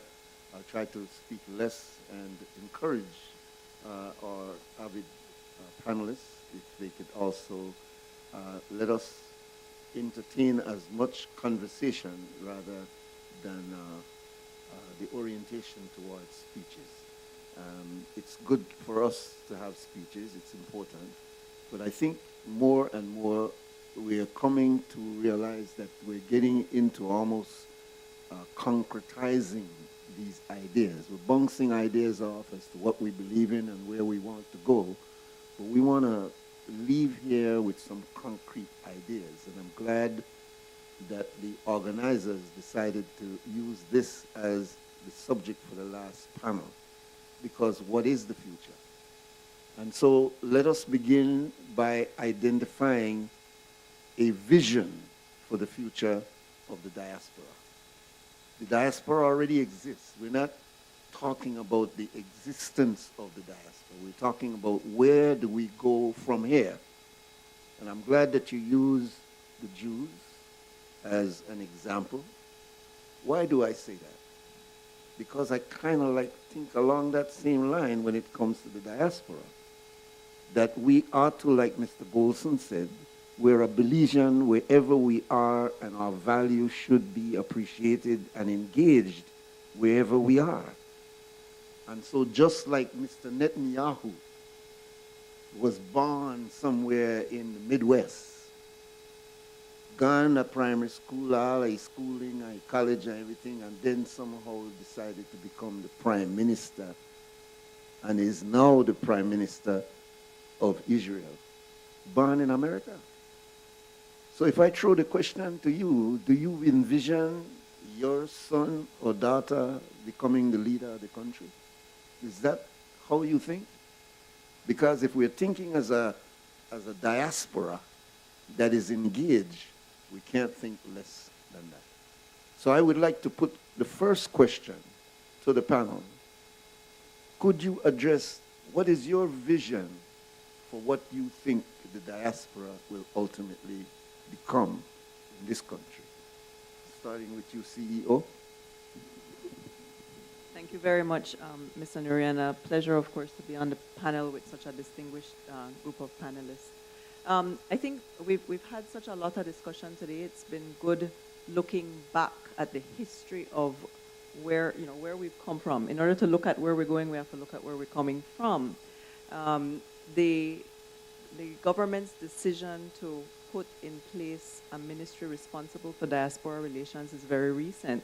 But there's been so much work and so much history, and so many people have done so much already that we cannot ignore or we cannot lose sight of where we've come from and what we need to continue doing. I can't see, people ask me, do you think that we will continue to have a Ministry of Diaspora Relations in the future? People ask that question. I don't know where we're going in that regard. I can't, that would depend on the decision of the Prime Minister of the day in establishing ministries. But I cannot see in the future us going backwards in terms of how to engage the diaspora and how to ensure that all of the issues that we've been talking about today are addressed and we make progress toward them. We've talked about the need to be aggressive. I think that dialogue is important. The fact that we have been talking about a lot of these matters over and over for years means that you see results. I mean, we've been taking notes. We've been establishing a list of things that we want to create as actionable points. We can't just come and have dialogue. We have to have some specific points that we can act on, that we can put into our work plan and start to effect change. The changes might be small changes and small steps, but I agree with that comment earlier. We have to have a certain level of aggressiveness in moving forward, or we will not get to where it is that we need to go. So looking toward the future, I think that we have to be very clear. The dialogue has to continue, but we have to be very clear about what the top issues are, what the main issues are, at least come to some consensus by Belizeans. And Belizeans, I mean, we talk about Belizeans at home, Belizeans abroad, we're all Belizeans. So what is the consensus about where it is we want to go? What kind of development do we want to have as a country? And what are the priorities that we need to face and things that we need to address going forward? We have to be very clear about those things, put them into plans, identify who the people are going to lead those charges, and start to have results. So for me, the future is remembering where we've come from, continuing the dialogue, and ensuring that we have action points that we can act upon.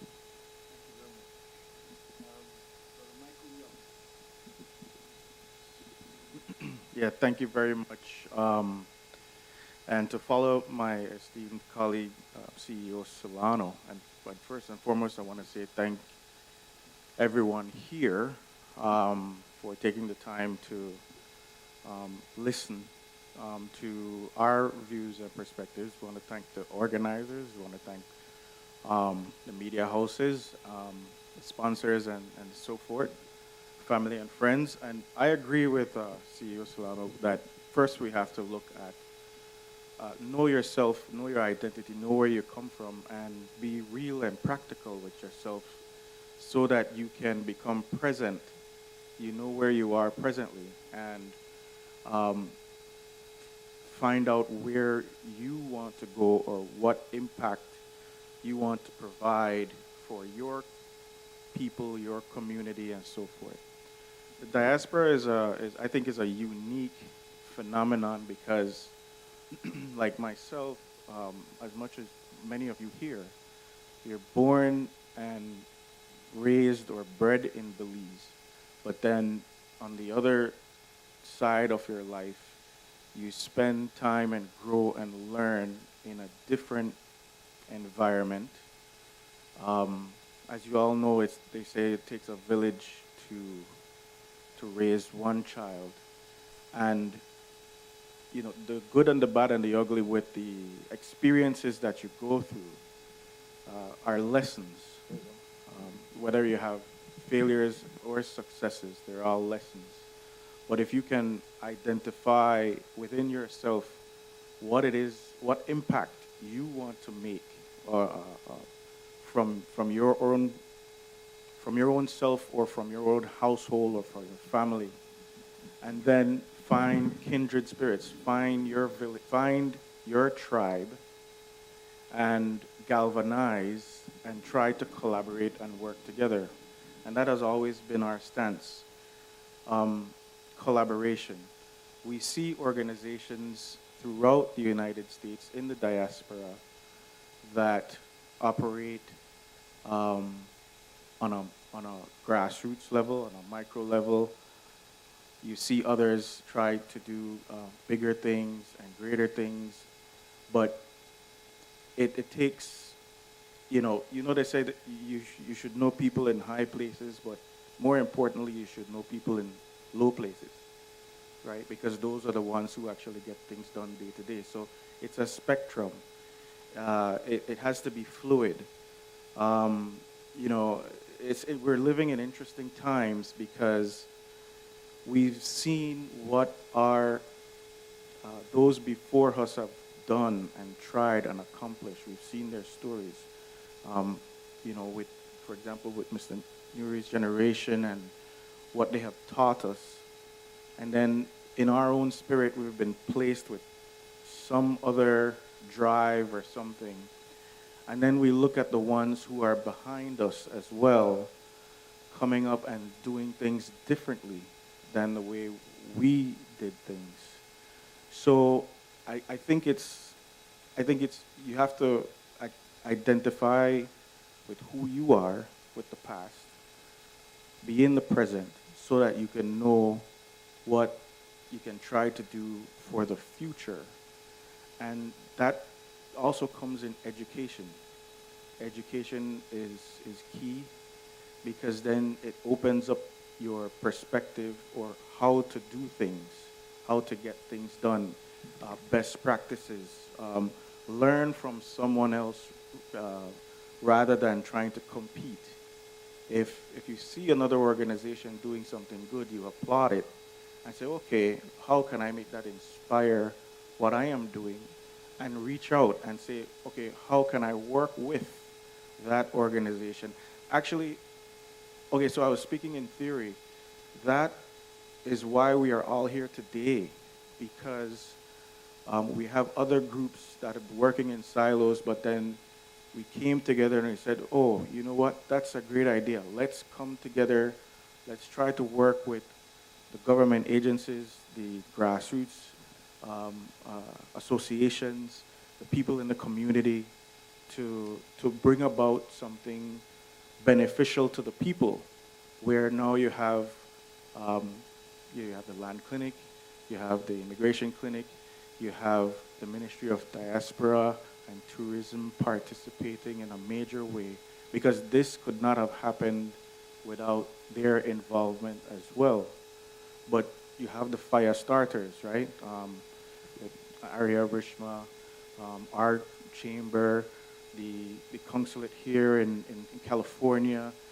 It was a lot of hands on deck, and it's still not enough, right? So for the future, I say collaboration. First of all, know who your identity is, because when I first migrated to the U.S., how I differentiated myself was wearing the fact that I'm a Belizean proudly. And, that was my badge and strength of honor. So collaboration is key. Collaboration over competition. No one can do what you want to do the way you do it. So don't be afraid to share and work together. And again, education is key. So with that point, I'd pass it on to our esteemed colleague. Dr. Harris. All right, good afternoon. So first and foremost, it's definitely a blessing to be here with each of you this afternoon. Thank you, Ari, for the amazing intro. And it was very hard for original Belmontese for not call me Robbie. So she did a great job with that.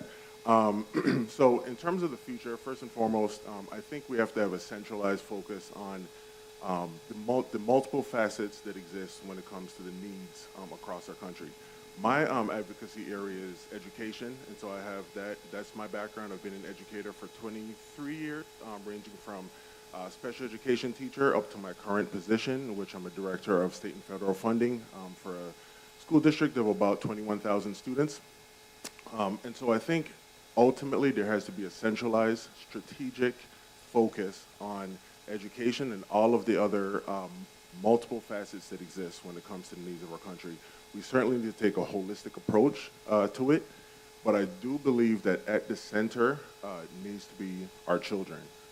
They are the future. So when you ask about what the future of the diaspora should be, it definitely has to align with all of our, with the next generation, creating closure to those gaps that exist. I go to Belize every single summer through my nonprofit called The Heart for Kids, and we really focus on athletics and sports camps with a center on mentorship, and then also distributing school supplies, renovations at school sites, and really trying to create responses and solutions to any inequities that exist. And so I think certainly we have a lot of potential. We know we have talent across the globe when it comes to diaspora, but we really need to, I feel like whenever I go to Belize, I meet up to another person that's doing another thing, but we really don't have that connective tissue that exists. And so it's really about putting intentionality behind building that connective tissue across the board with all of our folks across the globe, and really centralizing our focus, with our kids being one of those centralized areas. And so that's what I see. Thank you very much for all of your contributions in starting the discussion. Thank you. My cousin,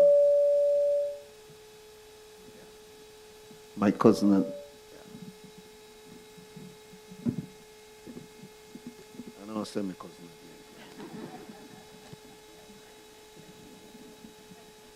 again. Somebody told me this morning that one of our challenge is, and he said, I'm not sure about this word, Nuri, completability. He said that has been one of our challenge because we are good at starting things. Sound familiar? And it is not a Belizean hiccup. It's a human hiccup. That if you don't see the vision in front of you and identify with it, then you just hear it. It's entertaining, but it doesn't motivate. If you've looked at how the organizers organized this summit, you could see that they wanted it to end in action points.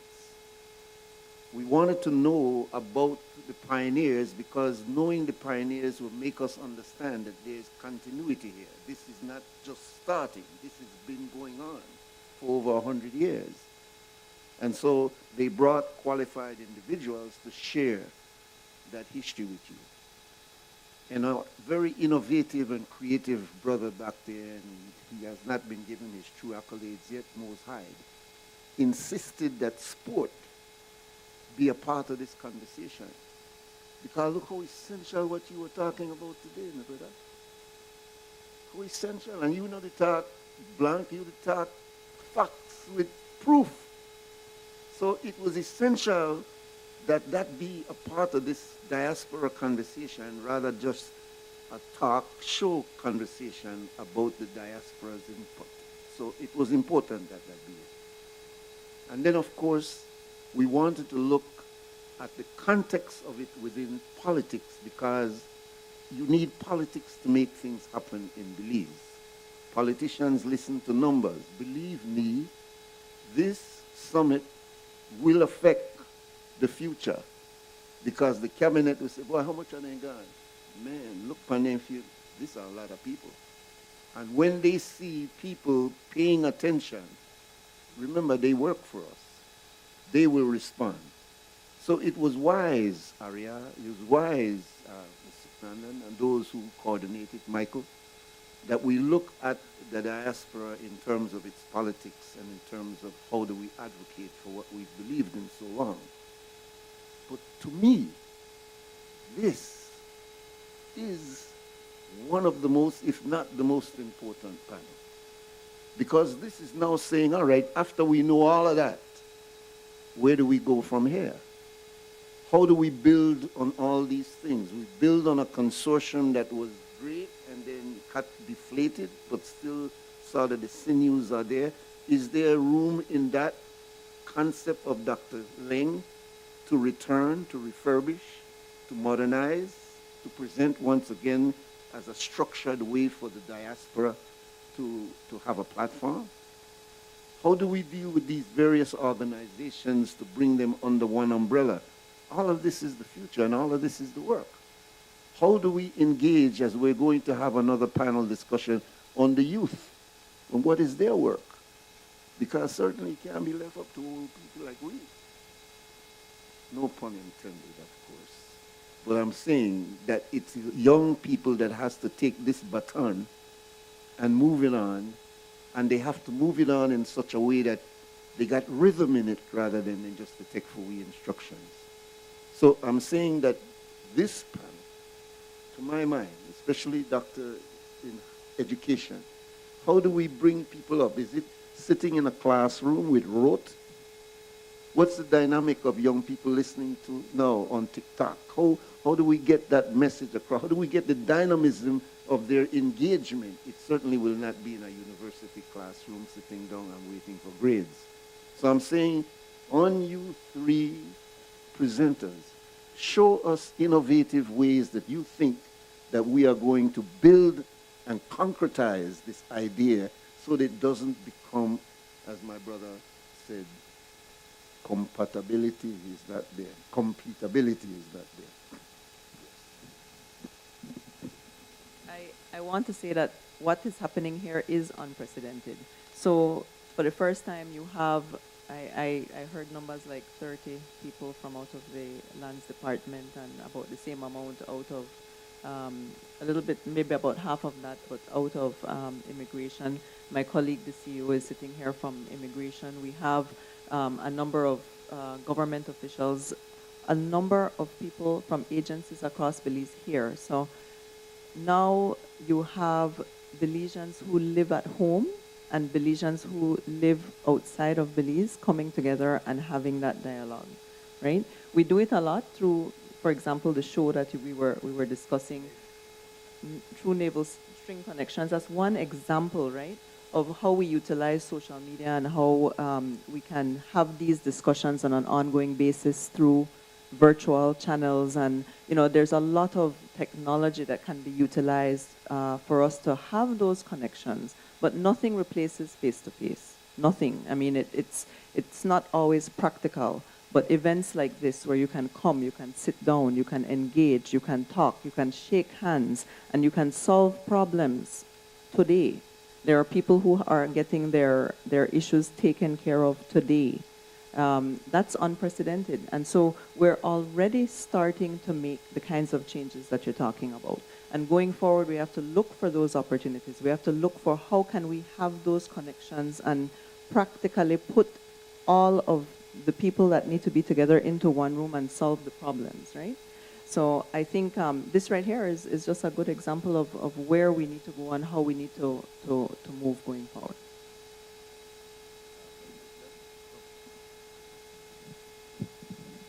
Thank you. So, Master Nuri, and I don't mean it in a colonial sense. I mean it in the sensei sense, right? He said, That's right. There's strength in numbers, right? And with the diaspora and so forth, it's like the mahogany tree where the roots are in Belize and the branches and so forth are in the U.S., Europe, Canada, et cetera. And we're trying to create that bilateral runway or two-way street. It's not a one-way street. It depends on the direction of the elders and the strength of the youth, right? It's all. It's not exclusive. It's collaborative, like I said. But the point on numbers, we have about 450 to 500,000 the population of Belize, and Belize is twice the landmass of Jamaica or El Salvador, where they have millions. But we have estimated about the same amount of Belizeans outside of Belize, either in the States, United States, or Europe, Canada, London, Canada. And numbers talk. When COVID had hit that time, the remittances for money and funding going back home when the borders were shut down rose to over 100 million, I think, going into the country, whether through cash or kind. Because when the planes stopped flying, the ships on the water kept going. So that's how trade happened. So, the numbers, like Jay-Z said, right? Men and women lie, but numbers don't. So there's strength in numbers. What we want to do is try to become a stronger block and connecting rather than dividing, rather than our differences divide us. No, let our differences complement us. Everybody has something viable to bring to the table, an idea. And why I chose business and so forth is because business is a common denominator and factor throughout people. And what we sometimes forget is that business is people. You can't have business without people. So that's why customer care is so important. So how you treat your customers, your brand is how your customers feel about you when they see you. So,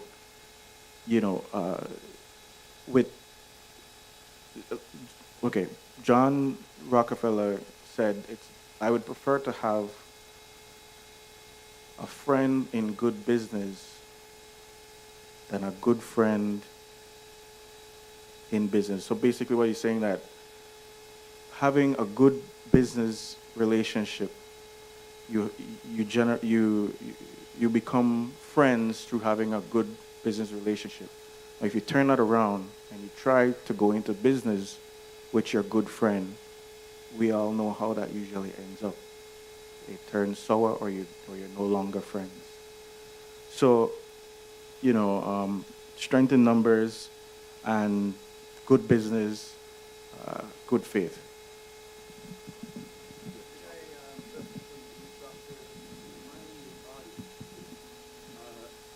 Remind the audience that at the end of this, there will be an open floor discussion. So it won't be just talking heads. And I'm sure some of you have been taking notes since this morning. And so we're looking forward to having a lively conversation that will be conducted by our beloved Sister Guy. All right, so in terms of how we reach our youth, whether it's in the classroom or in our society in general, I think it really takes the development of synergistic systems where all of the stakeholders, whether it's an educational partner, business owner, we all come to the table with the same goals in mind, whether that's through pedagogy, and in that vein, we do need to meet students, we do need to meet our kids, our children, where they are. So right now in education, and this is what I deal with a lot when it comes to even our teachers in the high school district, our students are not up to, like what Mr. Nuri was saying, they're not up to sitting in class in a straight line and just listening to educators. That's what I grew up with, and I came out okay, unfortunately, but I think, but our kids are not, this generation, they're not interested in that. You mentioned TikTok. They're there's a short attention span, they need information rapidly, and they need it to be changing. And so that's the space that we need to meet our students in, our children in, if we want them to be able to truly compete. We talked about the competibility thing. If we want students to be able to compete in the global economy, we have to teach them in a way that's not just 21st century, because we've been in the 21st century for 24 years now, but truly next generation. That takes bringing the resources to the table, as far as even technology, equipping our educators with the ability to integrate, not just incorporate technology into the classroom, and then also really looking at, even if necessary, sometimes feathers have to be ruffled. We have, in our country, one of the things that I recognize even in the work that we do every single summer is there's really this heart for traditionalism, and that's okay. There's definitely value in all of the traditions and all of the things that we hold value to when it comes to our culture, but it's also important for us to integrate those things and really meet the needs of our kids. And sometimes, like I said, feathers will need to be ruffled, but ultimately, one of the things that also needs to take place is that the adults sometimes also have to get out of the way. Sometimes we end up placing on any given initiative 80–90% of our focus by the time we're done on the desires of the adults. And then whatever residual is left, that 5 or 10% is then on our kids. And so if we want to truly meet the needs of our kids, truly engage them, truly allow them to be our future, we need to meet them where they are.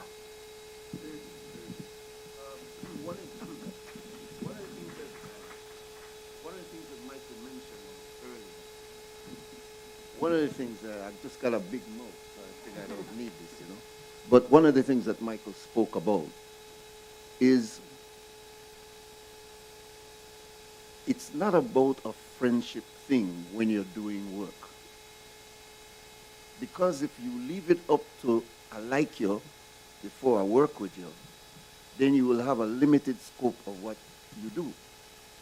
And so people who are working on big projects recognize that I need a talent pool that is larger and bigger than my ego. And so this thing where we got in our culture, that my spirit not take you, and I just know the feel the vibes, those things have to be left in the past if we're going to work on big things. Because as people who work on big things will tell you, that not everybody around the table you want to like. But the project is not about liking each other. It's about respecting each other and keeping to the plan that we've worked together. So I'm saying for the future, we cannot operate as we have operated in the past. The consortium was a brilliant idea. But you need to analyze why it has not worked up to 40 years later. If you read the details of where that should have gone, the vision of Mr. Golson and Mr. Lang and Mr. Burt Tucker, and by way, there were other people involved in that concept, including brothers like Bilal and Nuri Akbar. There was Mr. Paul Warren. There was Mr. Roland Yark. We can't only mention the people we like and not mention the other people because we don't like them, because that shows that we are still in a very primitive, childish mode. And in order for us to bust out of that, I got to still shake your hand even though I don't like you. Am I right, Mario?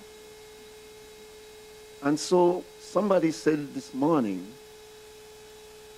and I think it was Ms. Suknandan, that if there's one word that can describe one of the hindrances that hold us back from our progress, she said, it's ego. Wow. That means that if I don't like you, even though I know you to do good, I know and do it. And believe me, I've seen governments do it. I've seen governments come in and look at a very, very progressive program like CYDP. And because it came on under the previous administration, it was dashed away when the other party came in. Which means that all these youths that were benefiting from that, we not to worry about to know. But we don't want no next party get no kind of credit for nothing where you do. One next one was Youth for the Future by Saeed Musa. He got accolades and won an international Commonwealth Award for having the most innovative program called Youth for the Future. You think anybody know about it? When the next government come in and say, Youth for the Future, who for future? Pops, Youth for the Future is gone. Now we have a new program, very innovative, called LIU, which is a progressive intervention program to stop violence among our youth. Do you know how sad that would be if there's a change of government and they would come in and throw that out again? So I'm saying that one of our impediments is this ego, that me no I work with you, I want to do my own thing. So I would like to ask our panelists, if you can comment on how do we sidestep that and keep ourselves focused on the big picture? Or do we continue, like Sisyphus, pushing it all the way up, letting it go, it rolls back down, and we do it again and again and again? When will we stop this? I'll start with you, Professor. All right. I wasn't expecting to speak first, but okay. So I think one of the biggest things, again, as I kind of thematically what I spoke on was just that level of intentionality that needs to take place for all of those things Mr. Nuri just mentioned to take place and to come to fruition. There truly needs to be intentionality about us coming together as a collective with goals in mind, with objectives in mind. And regardless of all of the things that we go through as adults, regardless of the different personalities, remaining centered and focused on those objectives. I always revert to Maslow's hierarchy of needs, ranging from physiological needs all the way to self-actualization. And we have, for example, again, going back to our next generation, we have, and across the board, there are physiological needs just fundamentally that haven't been met. So we have kids that go to school. I come across this every single summer, that they don't know if they're going to eat, or they don't know if they're going to have lunch when they go home, or if they're going to have dinner for that night. And so these are some of the things that as we continue to address our own egos as adults, we continue to lack the necessary cohesion. There are real life implications where we have students, that we have kids, we have adults, we have families that are struggling. And so I think it really takes an understanding of that. And then based on that understanding, because I know everyone on the diaspora, I know everyone all my family, all my friends at home, we're all passionate about our country. We all love our country. Belize is a country, and Belmopan specifically is a community that's given me so much, and my passion is giving back. And so I know across the board we maintain that mindset, but we also have to really hold true to the real world implications. On paper, they're numbers, they're statistics, they're metrics, but there are also real world implications. While we're sitting at a table having conversation and having debate, there are people during that same time frame that are trying to figure out how they're going to clothe their kids. There are people that are trying to figure out how are my kids going to eat? How am I going to pay for these high school fees for my kid to go to school? There are basic needs that need to be met. And so I think just keeping that in mind, really keeping in mind the real world implications, I think that's a critical area, and keeping that level of intentionality, because only then are we going to truly maintain that level of focus and connectivity to keep us moving forward.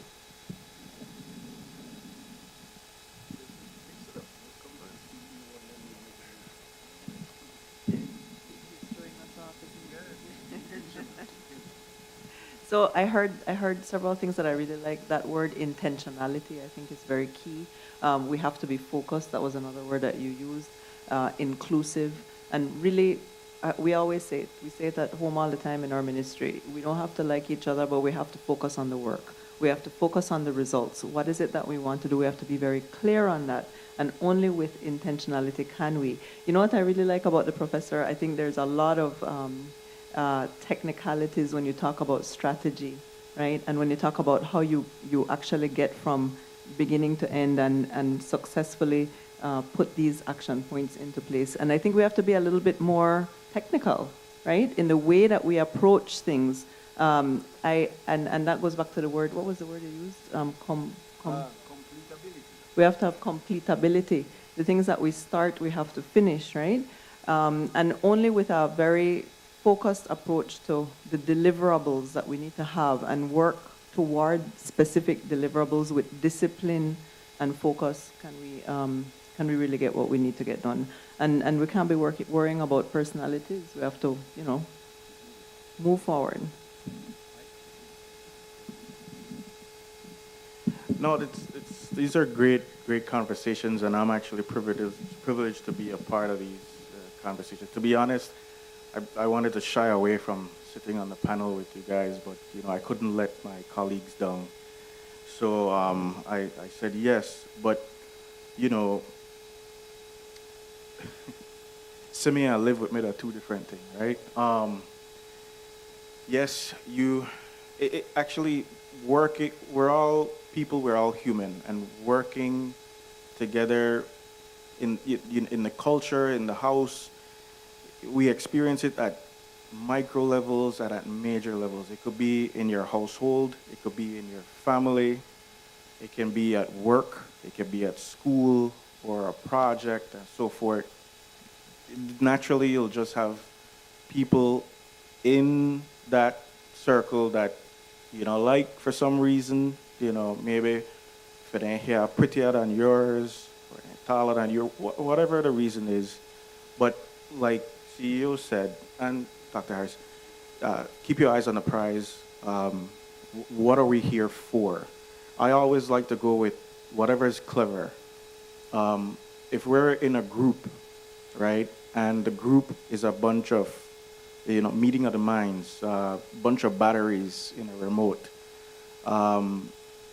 masterminds, I like to go with which idea or strategy is best given the situation or circumstance. There's micro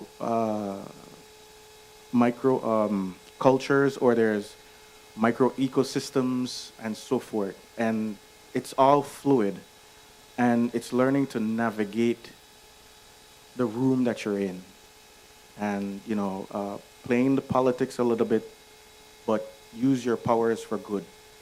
Play the politics to achieve the goal at hand, not to for ulterior motives or to destroy.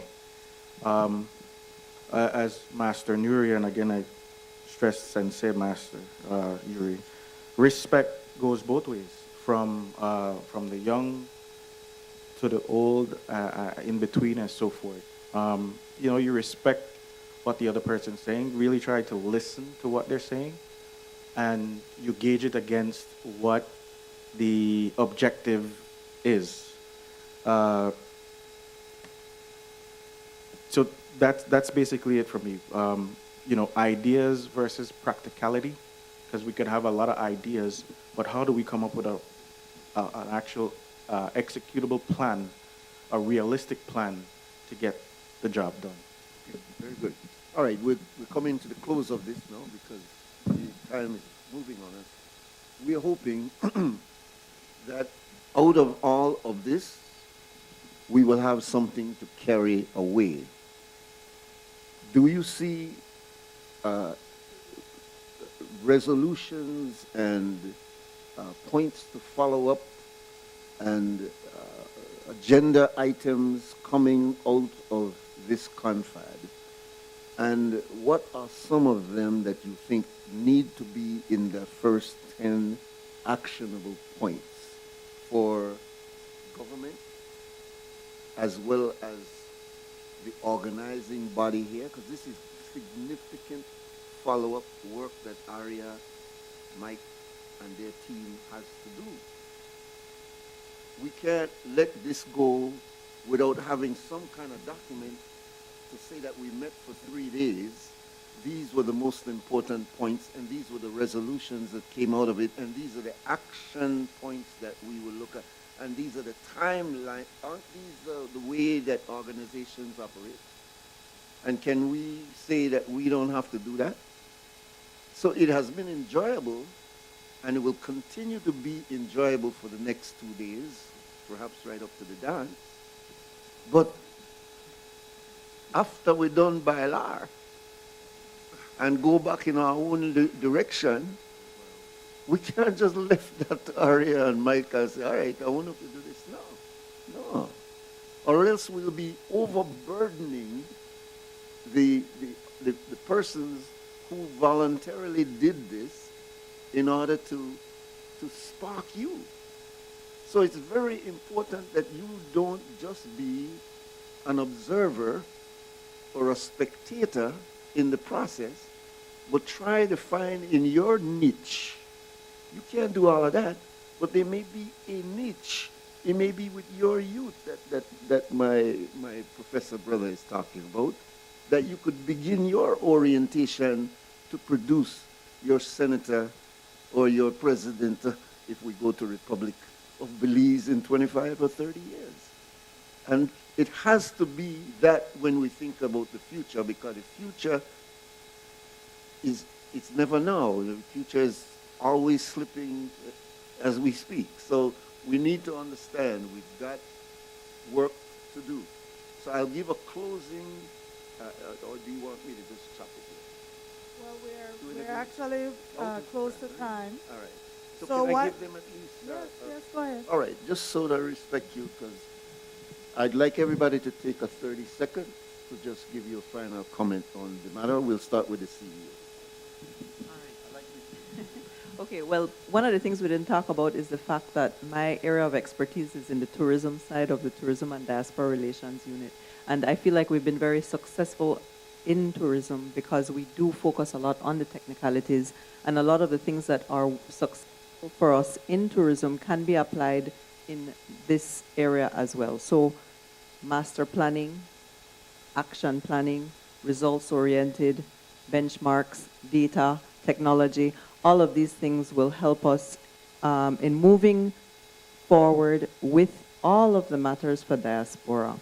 And we intend from the government perspective to approach things in a similar way. So thank you to the organizers for having us. Really appreciate it.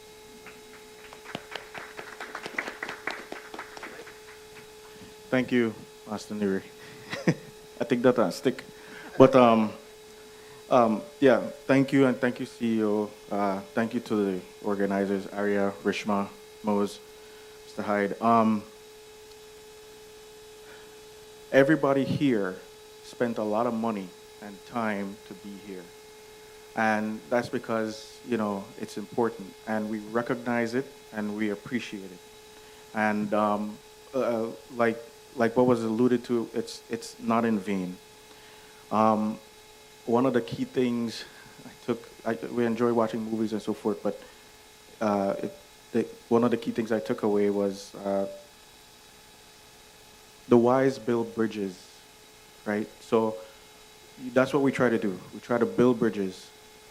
There's organizations out there, honorary mention, for example, Build Belize, that has been doing a lot to try and collaborate with others, right? You have representatives from the Belizean Association of Houston here. One of the things that our organization at the Belize American Chamber of Commerce is doing is building bridges. We have a sister city with City of Miramar and Belize City that we're working on. We took Mayor Trapp from San Ignacio, who's here today too, that actually went to Tampa, Florida to try and build that bridge because of the similarity and the exchange of cultures and so forth. And you know, that's what we're about. We're bridge building. Things are relative.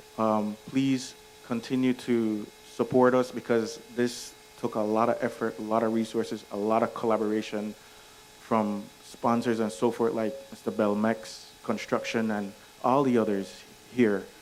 Please continue to support us because we need the help, okay, to keep it going for the benefit of our youth, right? My son is here too, where we try to keep the legacy of the diaspora going. Thank you very much, and you guys have a safe and good night and evening. All right, so again, thank you to the organizers. Thank you to Mr. Moshyde he was one of the first people I spoke to about the work we were looking at doing, so I appreciate you seeing the vision and always being willing to work with us. So what I would say in terms of just steps moving forward, and I'll just keep it concise, is I think after all of the data has been pulled together, all of the emergent themes extracted, all of the quantitative pieces are put together, definitely a strategic action plan needs to be put in place. Otherwise, what takes place is there was a lot of great conversation and folks go back to what they were doing and then we just keep it moving. I see it in the school systems. I see it in literally every system that I've ever worked in. And so I think that's what the level, again, intentionality that needs to take place, and that needs to happen soon. It can't be, we're going to wait until, a couple months and then we'll think about putting something together. And so that's what I think needs to take place. I know we've talked about a lot of the intricacies about our diaspora, about all of the challenges, all of the successes, but ultimately, we might not always have it all together, but together we have it all. So please give a warm welcome to the panel. Not welcome, thank you. We're not starting over. To the panel, because they did take their time and resources to be here. A lot of people did that on their own. So we really should give value to this. And one of the things Michael always says is a rising tide lifts all boats. So if you as a community rise, it lifts everybody within your community. It doesn't have to take away from anyone if you build together. So again, we have our certificates of appreciation. CEO Solana and Nuri, we already gave you one. We don't want to pack you up with many certificates. So we have Michael Young. So could you come get here? And of course, Michael is one of the organizers. So. We also have Dr. Robert Harris. And he's right, he's from Belmopan. He was my neighbor, so it was hard not to call him Robbie. He's right. So thank you so much for coming. Thank you. We also like to give a certificate to the Ministry of Immigration because honestly, the Ministry of Immigration and the Ministry of Natural Resources have been a conduit for a lot of people to come also. These are services that are extremely needed within the diaspora. Most people can't wait in lines when they're on very tight trips. So for you to come where people are, that's a big deal. So thank you, CEO Tanya Santos. Another Belmopanese. So guys, thank you so much. We're going into the final panel, and it's going to be a combination. Just for time. We're going to have Anna Banner Guy. She's going to ask the audience questions. We're going to have the youths here sitting, and so we're going to engage the youths with questions from the audience. And I know Kalila is going to kill me for doing this. So thank you so much. I'm going to go grab them.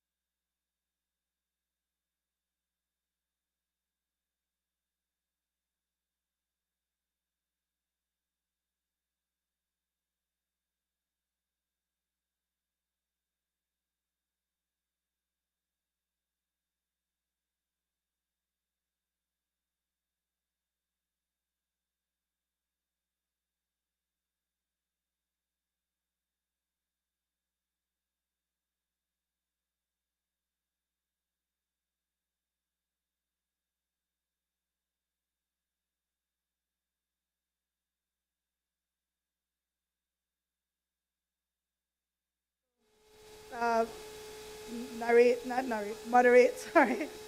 Moderate this one, and then you're going to moderate the youth panel. Stay here, and then we're going to take questions from the audience. Yep.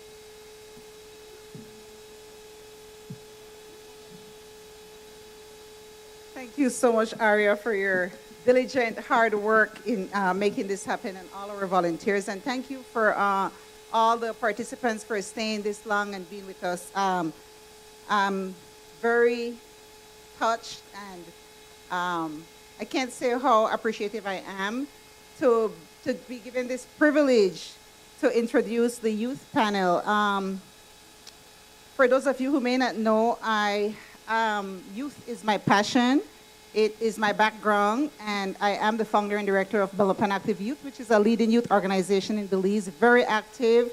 We have a mentorship program, which is key to our organization, and I think to building our communities. So I would like to take this opportunity to advise all of us here in the diaspora and at home to not just to look after our own, but also to extend ourselves, our time, our skills, our gifts, our talent, and include our young persons in our lives. And a lot of people are of the opinion that including a young person in our life is going to take a lot of time because we're so busy and we have a tight schedule, and it's taking so much from us to give into another person's life. But what you can do is, instead of creating time for that, you include the young person in your already existing schedule. For example, if you're mentoring a young person and you do shopping on a Saturday morning, you include that person with you to do that chore or whatever activities that you may have to do. So mentoring doesn't mean you create a schedule or a separate time to include this person in your life. It means you include this person in whatever it is you have already been doing, and that's going to make it much easier. Look at it from those lens, a different approach. So thank you again. And with that said, I would like to say that it gives me, again, great pleasure to introduce the youth panel. Let me get my other eyes. So Belizean youth in the diaspora.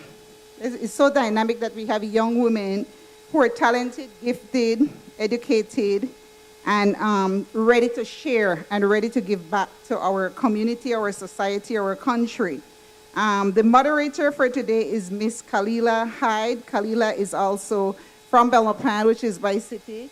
Thank you so much, Kalila, and we welcome you to this session. We also have with us very popular former Miss Earth, Destiny Wagner. Destiny, welcome, and thank you for being here with us. And we also have Miss Arti Shuknandan. I hope I said your name right. I got that right? Suknandan. Suknandan, okay. Welcome, and I'll give it to the moderator now. Thank you. Thank you, Ms. Anna. I want to thank you all for being here today, and I want to welcome you to our panel discussion on the diverse cultural identity and heritage of Belizean youth in the diaspora. Today we have two remarkable young women with us, Destiny Wagner and Arti Suknandan. And they're here to share their experiences and perspective on what it means to be a Belizean youth in the diaspora. So I want to thank you both for being here. And can you guys just introduce yourselves to us, please? Who would like to go first? Good evening, everyone. I am Destiny Wagner. I am 28 years old, originally from Punta Gorda, Belize. I am an author, a small business owner, so make sure you check out Season Lingo Games in the next room when you're finished here. And I also work closely with different organizations and brands that highlight sustainability and marine conservation. Hi, everyone. My name is Arti Suknandan. I was born in Belize and lived there for 14 years before immigrating to the United States. I did my education here and have my MBA in marketing from Nova Southeastern University. I am currently a senior manager with a New York agency, and I'm based in Orlando, and I'm very excited to be here. Thank you both again. So I want to start this conversation off by exploring our cultural identity. So Belize has such a diverse tapestry of cultures that create our unique Belizean identity. And I want to know how you guys feel like you're able to maintain your Belizean identity within the diaspora, so outside of Belize.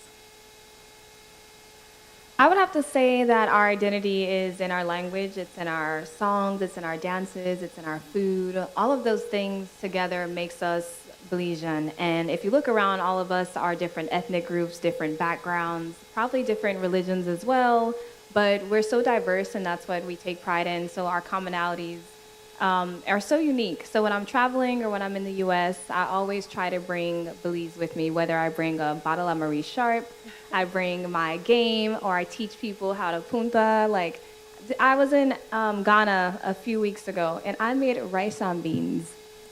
We're in Africa. I don't even make rice and beans in Belize, but it was a love. It was about love and sharing something from my culture and taking that with me a part of the journey. And that's something that all of us should be doing. You know, it's very rare that you meet a Belizean outside of Belize, but we're so unique and all of us are ambassadors in our own way.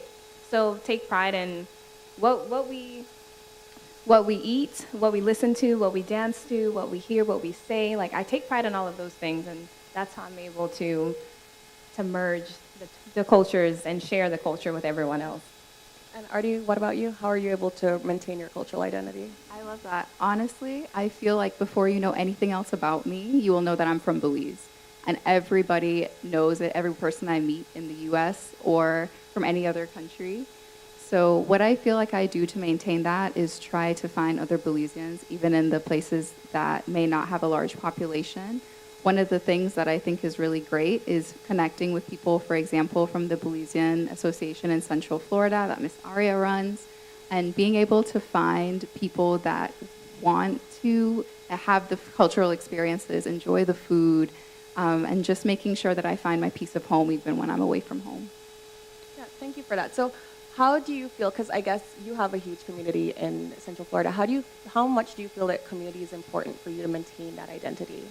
Yeah, absolutely. I'm very fortunate that two of my closest friends that I grew up with also live in Florida. So there's a big Belizean community there as well. So shout out to Shanice and Ariane who might be watching this. But yeah, I feel like it's just great to have people around me that want to, again, share in the culture. They miss it. They want to do that. So it's just been it's been nice and grounding. So anybody that I meet that is also from another country, we can include them as well and show them a little bit of our Belizean heritage.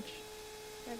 So Destiny, you were saying language for you is a huge deal. I know language retention is really hard, especially for like first generation Belizeans. How do you think how can we try to foster that amongst our Belizean youth in the diaspora? Well, language is something that is taught to us from a very young age. So if you grow up, let's say a lot of Belizeans that are in the diaspora right now, their parents still speak broad Creole, so they understand it, but sometimes they may have a difficulty speaking it themselves.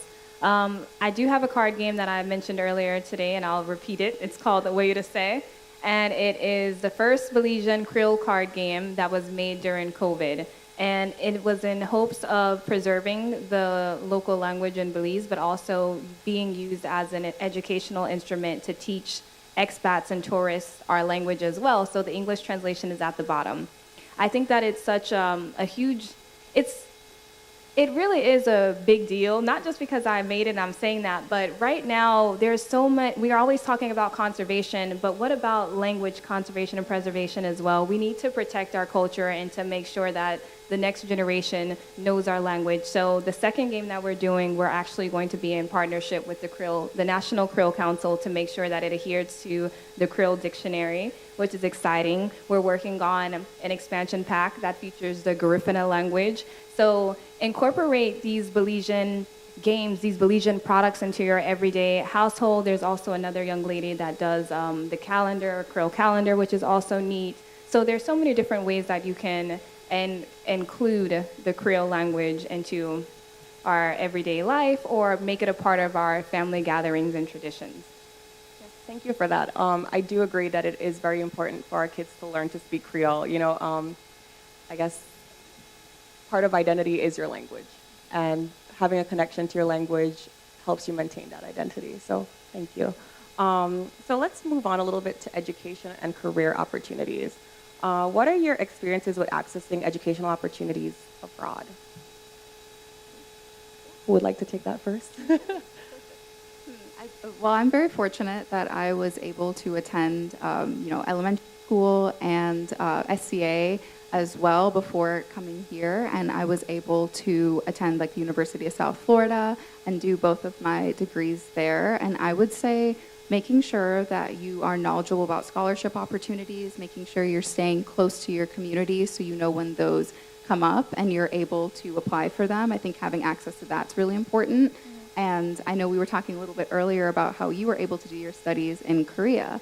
So I feel like it's important too for us to keep an open mind and a global perspective and not just thinking about the US, but other opportunities you have to connect with all the other countries that Belize has a great relationship with.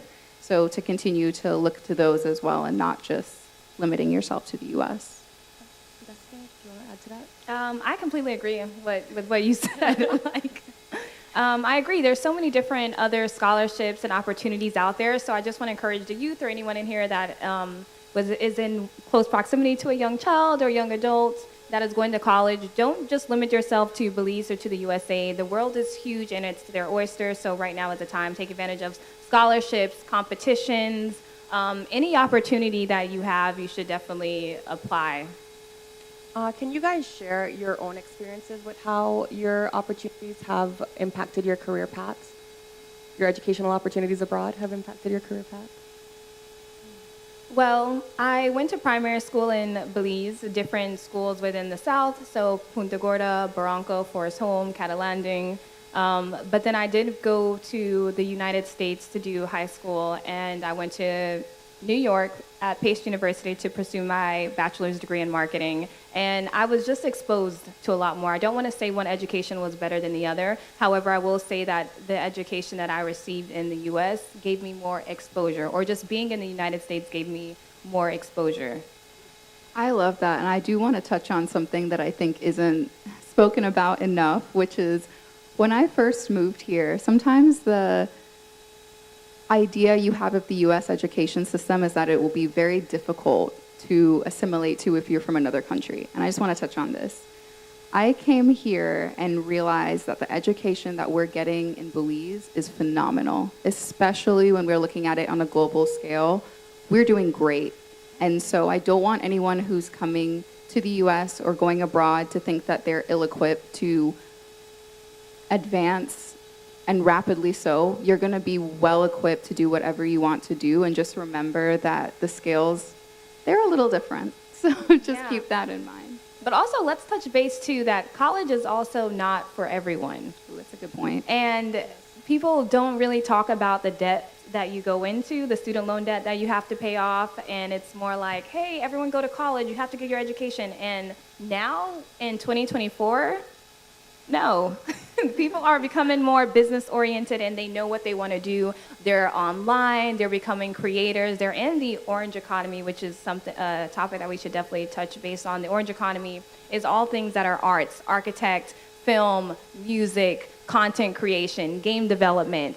Those topics and those industries are booming right now for the millennials and Gen Zers, and you don't necessarily need a college education to pursue that. So right now, the arts and entertainment world is trending and thriving, and if that's the industry that you want to be in, then you do not need a college education to do that. I fully agree with you. But going back to Artie's point, I think it is important for us all to remember that there are scholarship opportunities throughout the world. As Artie said, I did my bachelor's here in the U.S., and I did get a lot of student debt from that. And so I was very nervous about doing my master's. As a result, I didn't want to take on more debt. I was like, well, I already have to pay these loans off. Like, I don't want to freak out about that. And I was connected through a network, a person that I knew in Belize, and they connected me with an opportunity in Korea. And I ended up going to Korea for a year to study. And I loved it out there. I ended up living out there for almost 5 years. But yeah, I think it's very important to not limit ourselves and to realize that there are so many opportunities for Belizeans. And because we're so underrepresented in the world, people want to give us scholarships. They want to give us opportunities, and we should take advantage of that because broadening ourselves helps us to better our country and enrich our country. So how do you guys, or what role do you think the diaspora can play in helping students who want to pursue their education outside of Belize? Yeah, I definitely think mentorship is a big one. There's really no guide to it. There's no formal guide of how to mentor someone. The earlier remarks really touched, I think, on an important point. It's however you can get in, you should fit in. So just making sure that you make yourself available, I think that's the biggest thing. And not being afraid to reach out. As someone that didn't have a large Belizean community when I first got here, I'm very fortunate. My sister is one of the organizers of this event.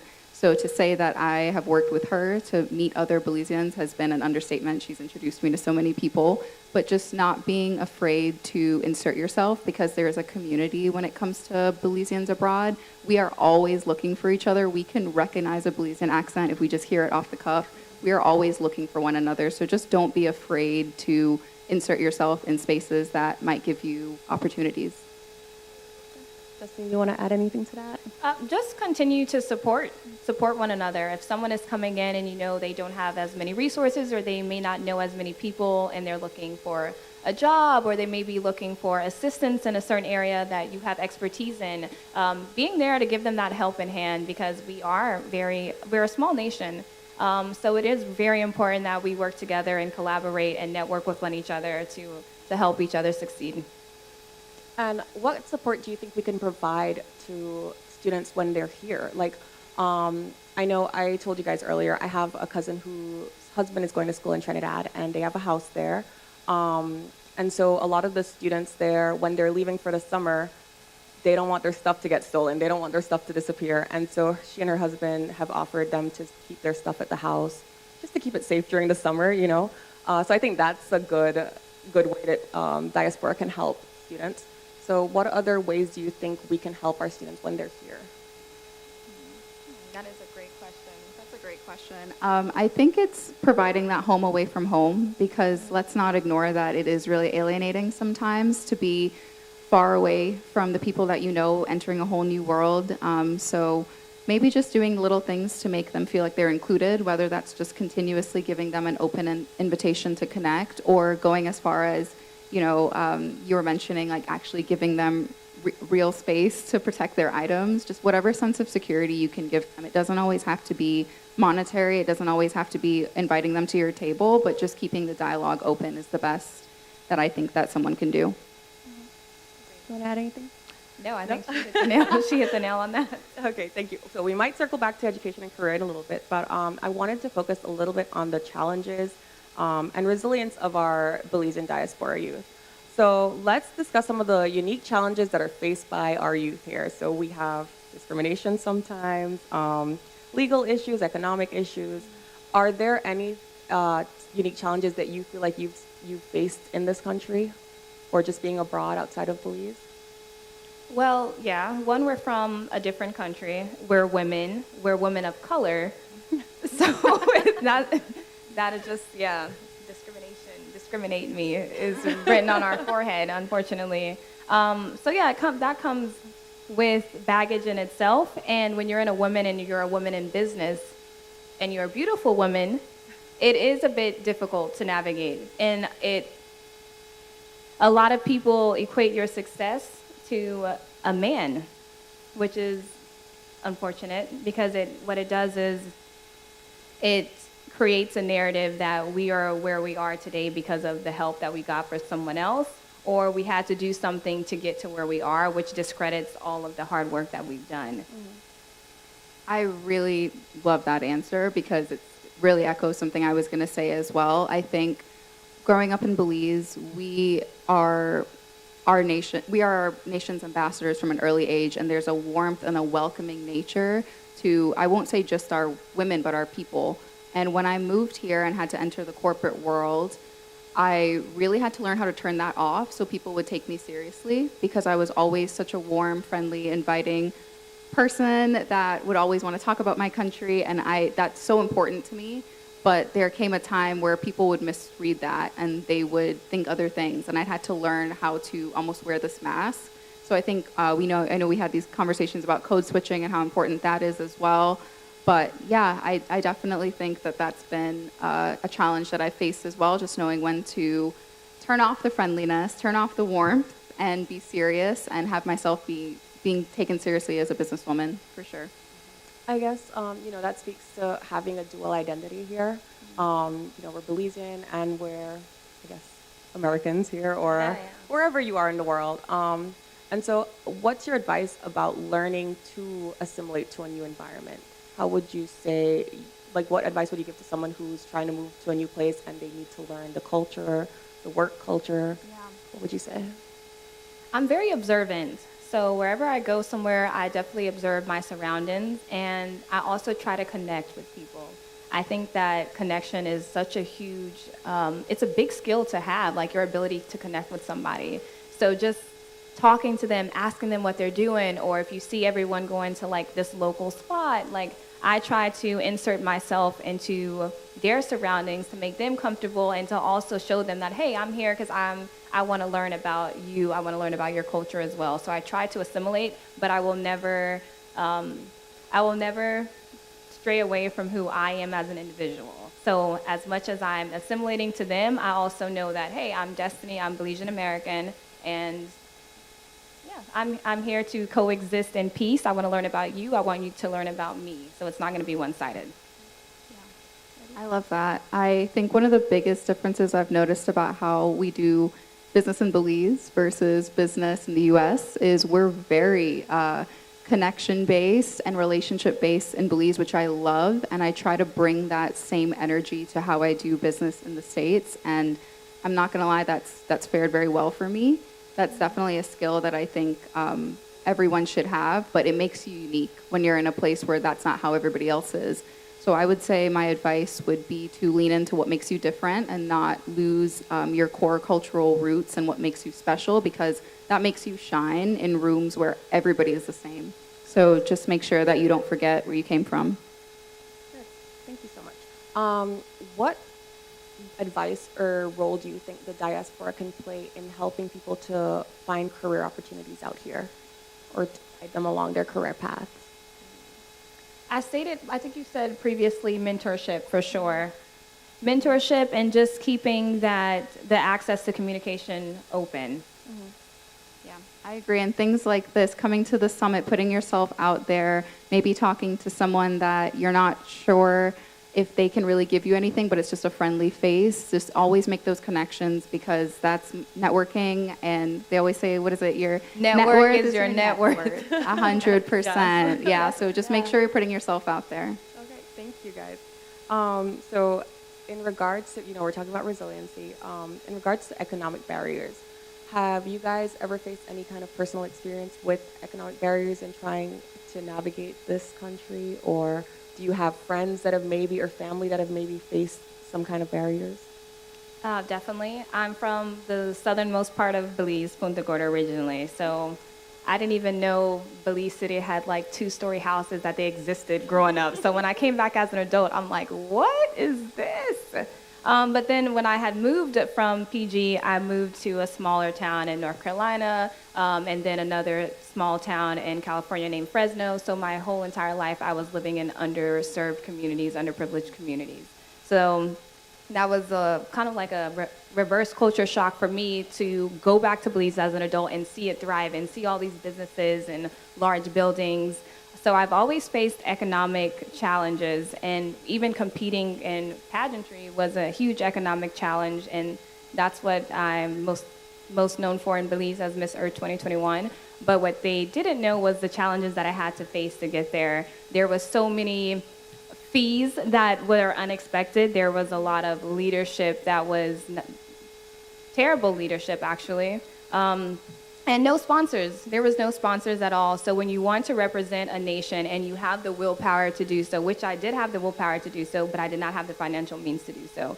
But my why I was going to do it was greater than my how I was going to do it. And by God's grace and mercy, I was able to prevail. But unfortunately, a lot of Belizeans they won't get those opportunities, and they may get discouraged if they don't have the finances to back them up or to support them. And it's so important that we do offer let's say, sponsorship or have a budget aside for anyone representing us abroad, because what it does is it allows us to market ourselves on international levels. And if you invest in someone that's not from Belize, you bring them in to do a job. They may talk about Belize for a day, they may talk about Belize for a week, maybe even a month.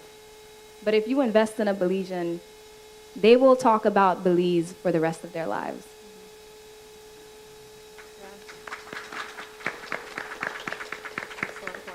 I agree with that wholeheartedly, and I just want to be a first person that can attest to how hard Destiny has worked to put herself in this wonderful position to represent us so beautifully on the world stage. And just to talk about that a little bit more, I do feel like one of the biggest things that we do is, we don't pour too much into our own sometimes, and they're our biggest advocates, they're our biggest supporters, and that's just a note I wanted to touch on because I do believe so much in what Destiny's doing and how wonderful she was able to represent us internationally.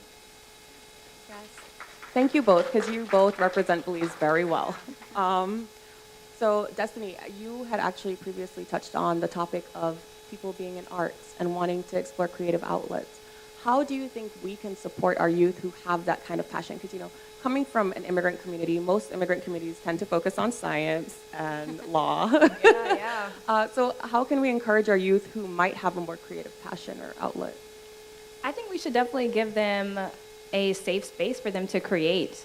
And also, don't be dismissive of their ideas and their dreams. When I first moved back to Belize, they're like, oh, what are you going to do now? And I was like, oh, I'm going to write books, I'm going to give back to my community, and I'm going to travel the world.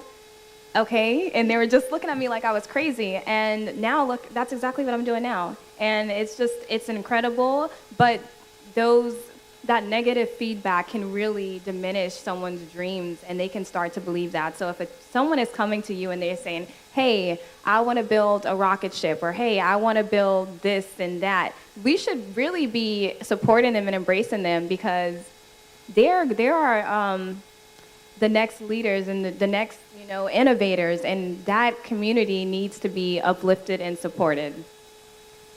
I absolutely agree. I feel like our parents can only take us so far. They're not prepared for the world ahead. Sorry, Mom and Dad that are probably watching this. But I think it's so important to realize that the world is always changing. I feel like right now, I have a sister who's an attorney, and I have an older brother who's a scientist, so I can really attest to, yes, there was only a few paths that might be put in front of you, and that's coming from our parents' own protection. They want us to be successful in life, and I understand that. However, there's a whole world. I work in influencer marketing, and I guarantee you if you called my parents right now, they would have no idea what I do. They would be like, she does something in business, I don't know. But honestly, there's a world of opportunity out there, and we need to be preparing the youth for all of that and opening those doors for them so that they can take full advantage.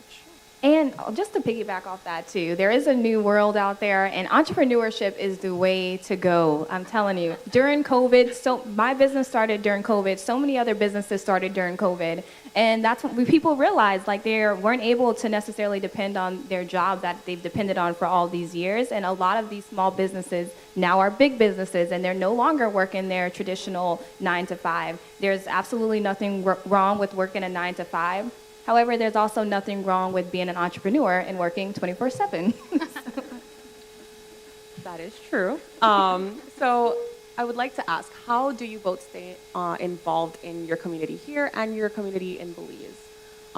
And, with the entrepreneurship, how can you as an entrepreneur give back to Belize? What would you say? Well, us being here today is a testament of how we're able to give back to Belize. I also partner with different organizations in Belize. I previously partnered with Oceana, Clearwater Aquarium, Belize Tourism Board, and I speak at different school events. So that's how I give back, but I also want to say that advocacy and giving back looks different on everyone. So if you're not able to do something in person, you can give back by simply reposting or spreading awareness of something. Some people can give back with monetary things, or just support or donating stuff. I donate some games when it comes to charity events or auctions, so that's how I'm able to give back. Artie, how are you able to maintain your connections to Belize?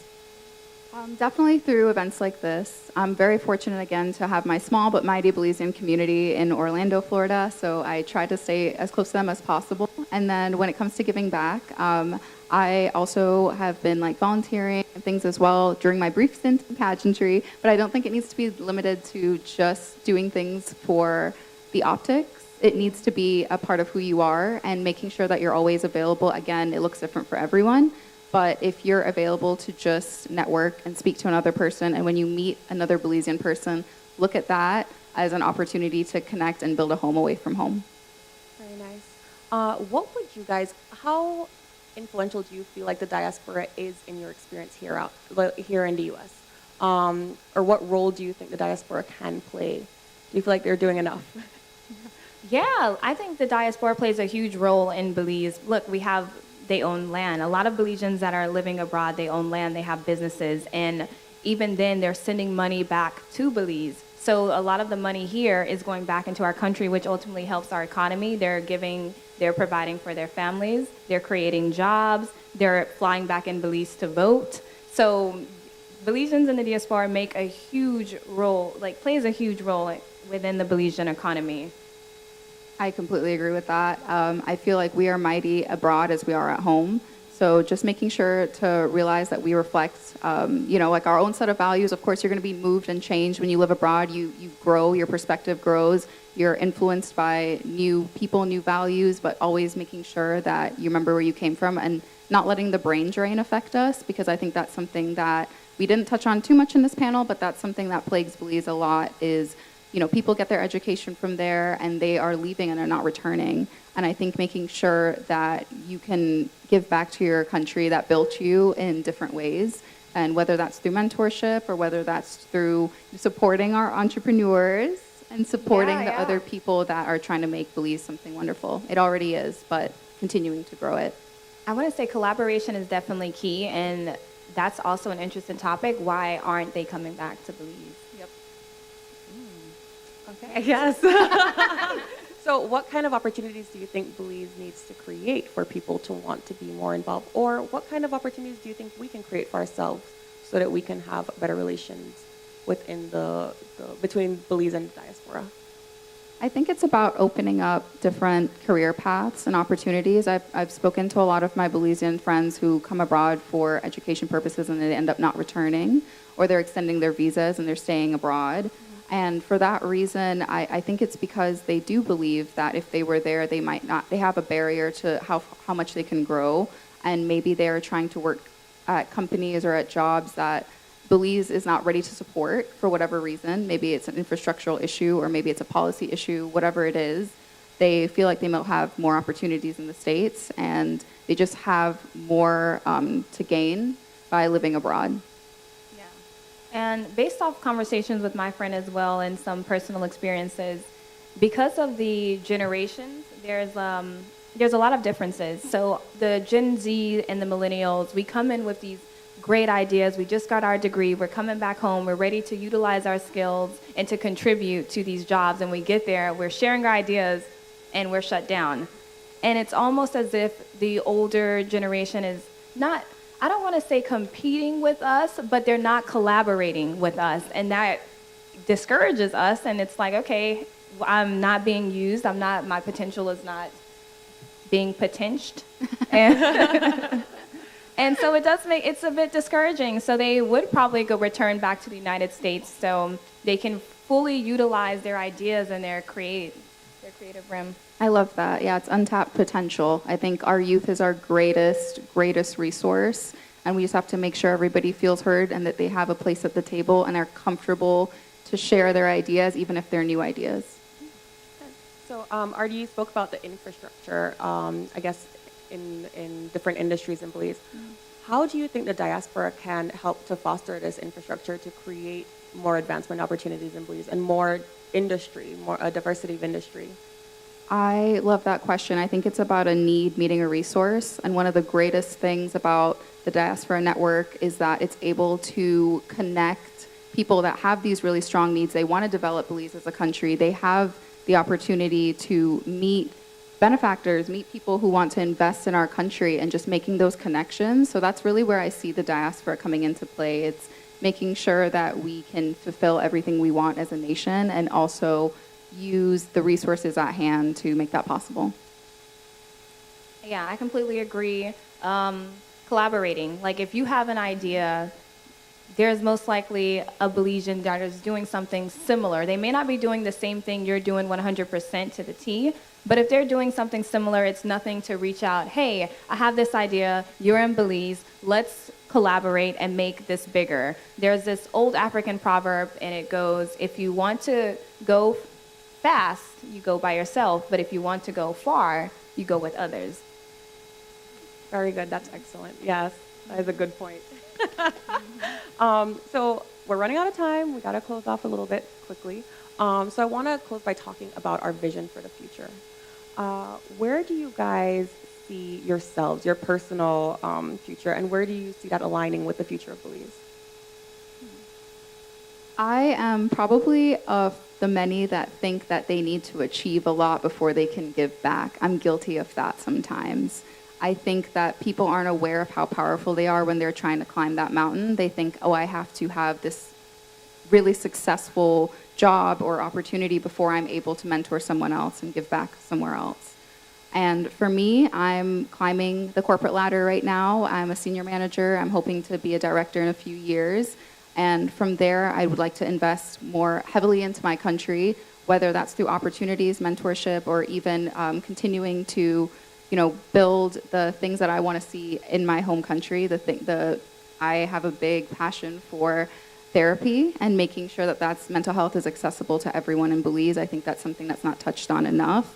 And also, it's important for me to realize, though, and I'm going to take this as a lesson from coming from the summit, that it's not always that you have to have everything. You don't have to be in this perfect package before you're ready to give back. You're valuable in what you have right now and your experiences, and just don't take yourself out of the game. Make sure that you're helping someone else as you're working towards your own goals. As far as me, I definitely see my aspirations for Belize. I want Belize to be thriving in the film and music industry. We have not had a movie that was made in Belize, produced by Belize, and we have the resources to do so. And if Jamaica could put out shatas, then we can definitely have a film and this, I don't know, I'm just so passionate about the arts and the creative realm because it's a marketing tool as well for our nation. And the other day, a Belizean just won a Tony, and that is amazing. She's not here right now. Two Belizeans, yes. So the arts industry is booming, so I definitely see myself continuing to participate in that industry, making new games, and continuing to promote Belize on a positive level, but also encouraging entrepreneurship. Yeah. No, that's definitely inspiring. My little sister, she just finished high school. She's starting college this year, and she's decided that she wants to study film. And I do think that it is important that she continues this and pursues a path in the arts. I think it's very good for our country. Hopefully she makes a Belizean film. So lastly, I wanted to ask, what advice would you give to Belizeans in the diaspora Belizean youth in the diaspora who would like to take on more leadership roles within our community? Reach out. That's it. Reach out. Even though you may not be in Belize, there's so many different tools that can be used to communicate. We have FaceTime, we have Zoom, we have Facebook. You can join different Facebook groups to know what's happening within Belize, and you can simply reach out and be a part of the communities. If you're not able to be there physically, you can help with something maybe administrative, like doing something administrative or something from home. So that way you can still stay connected. I agree. I feel like one of the unique things about growing up in Belize is we're a small country. Everybody knows each other and everybody connects on a personal level before everything else. And I think that's one of the most powerful things about being from Belize and being Belizean, and to bring that same energy to every room you're in. Just do not be afraid to connect with another individual. It doesn't matter if they're a director and you're a coordinator, you're an intern. They're a person first and you're a person first. So if you can find that commonality and you can find that reason to connect, be very unafraid of everything you can accomplish and who you can meet and what that can turn into, and just don't let anything deter you from making that connection, because as we've all mentioned today, it's your network, it's who you know, and just make sure that you're very unafraid. Thank you. I think the lesson that you're both giving us here is that it is extremely important to reach out, to network, and to make sure that we're building bridges. You know, people can be shy sometimes, they're a little bit nervous. As you said, Artie, you might go into a room and like everyone's huddled over together. But it is important to build these bridges and to get to know people, because Belize is all about connections. It's all about making friends, trying to meet new people, and we're a small country. We are probably all related to each other. Or you know someone who's related to someone. Yeah, like it's really important that we connect with each other and we continue to foster these relationships together. So I want to thank you both for being here today. Thank you for being a part of this panel and for sharing your unique perspectives. Thank you for sharing your experiences with us and for giving us a little bit of insight about what it is to be a Belizean youth in the diaspora. And I want to thank our audience for listening. Thank you for, we hope that you have a better understanding of the different challenges and the resilience that it takes for our young people to succeed.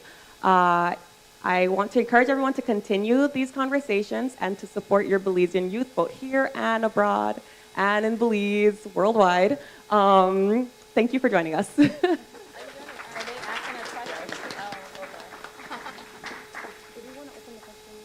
And thank you so very much. I don't know, I believe I'm speaking for everyone when I say we can literally go on and listen to you much longer. In the interest of time and also inclusion, and because you did so well, we're going to ask you if you can stay while we open the discussion to the audience. So please feel free to chime in. I'd just like to recap a little bit, not just from this session, although it was so meaningful. And this, my fellow Belizeans, is a product of mentorship. It might have been through their parents. Obviously, they had gotten a lot of support from a young age. But the reality that we face in Belize, and someone alluded to it earlier in the presentation, that we do have a lot of crimes among our young people and a lot of negative things impacting our youth in Belize. Not to take away anything from these beautiful ladies' intelligent presentation, but we do have young people who, with where much more support is needed, which is why we are stressing on mentorship. And mentoring a child does not have to be your own, and from an early age, please. So I just want you to take that back if you don't take anything. Please consider mentoring someone. And also to our viewers back home, you don't have to have money, you don't even have to be able to know how to read to mentor a child. It's about passing on values. That's very, very important. Passing on skills and your time, but not giving off your time, like I said earlier. So not to repeat myself, but I'd like to also now just include our audience who have been very patient since morning, listening, and very passionate presentations. And I just want to go back to our first presenter this morning, because that really left with me, resonating with me, as all the presentations have, but Mr.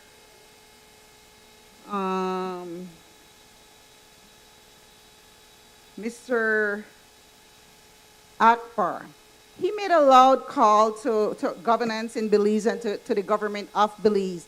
And we listened to presentations about communication and how important communication is. And this is wonderful. And I also enjoy this conversation, but I also love small talk and on the side. So during the break, I would meet people and say, what are you thinking about the summit?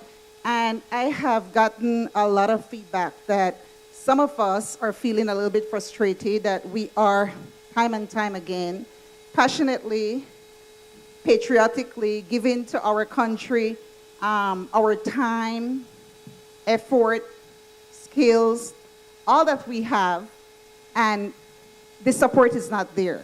So I just like for us to really review that presentation, review all the presentations, and see how we can move from here with an action plan, not just a conversation or not just talk. And also know that that communication went out. It was a message that went out. And so there needs to be a response. That's very, very important. With that said, I'll give it to the floor, please. And Kalila and your team who did such a wonderful job, please feel free to intervene in any response. Thank you.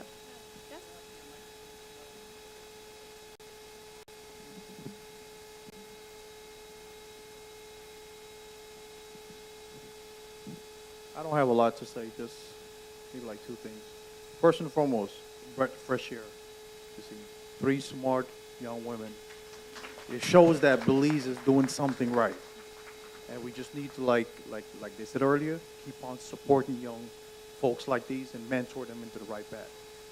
One thing that's kind of running in the back of my head, where are the boys?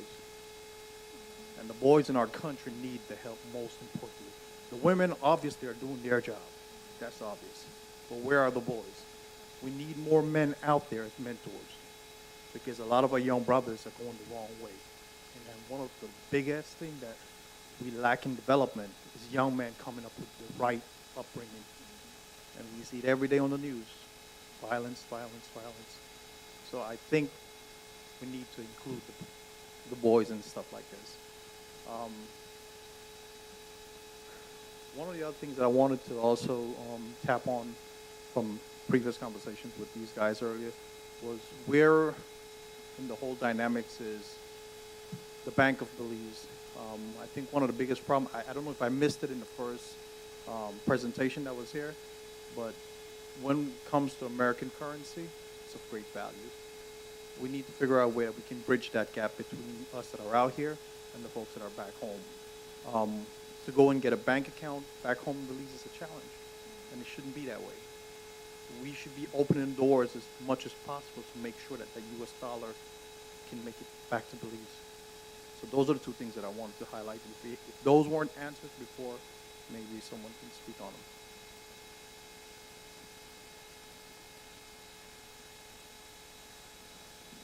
Do we have any bankers in the room? Does anyone want to address that?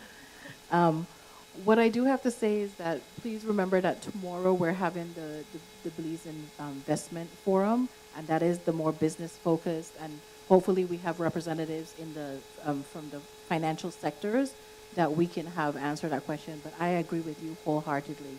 There shouldn't be that many barriers to being able to send money home, and there shouldn't be that many barriers to being able to use our currency here to invest in Belize afterwards. So those are very well taken issues.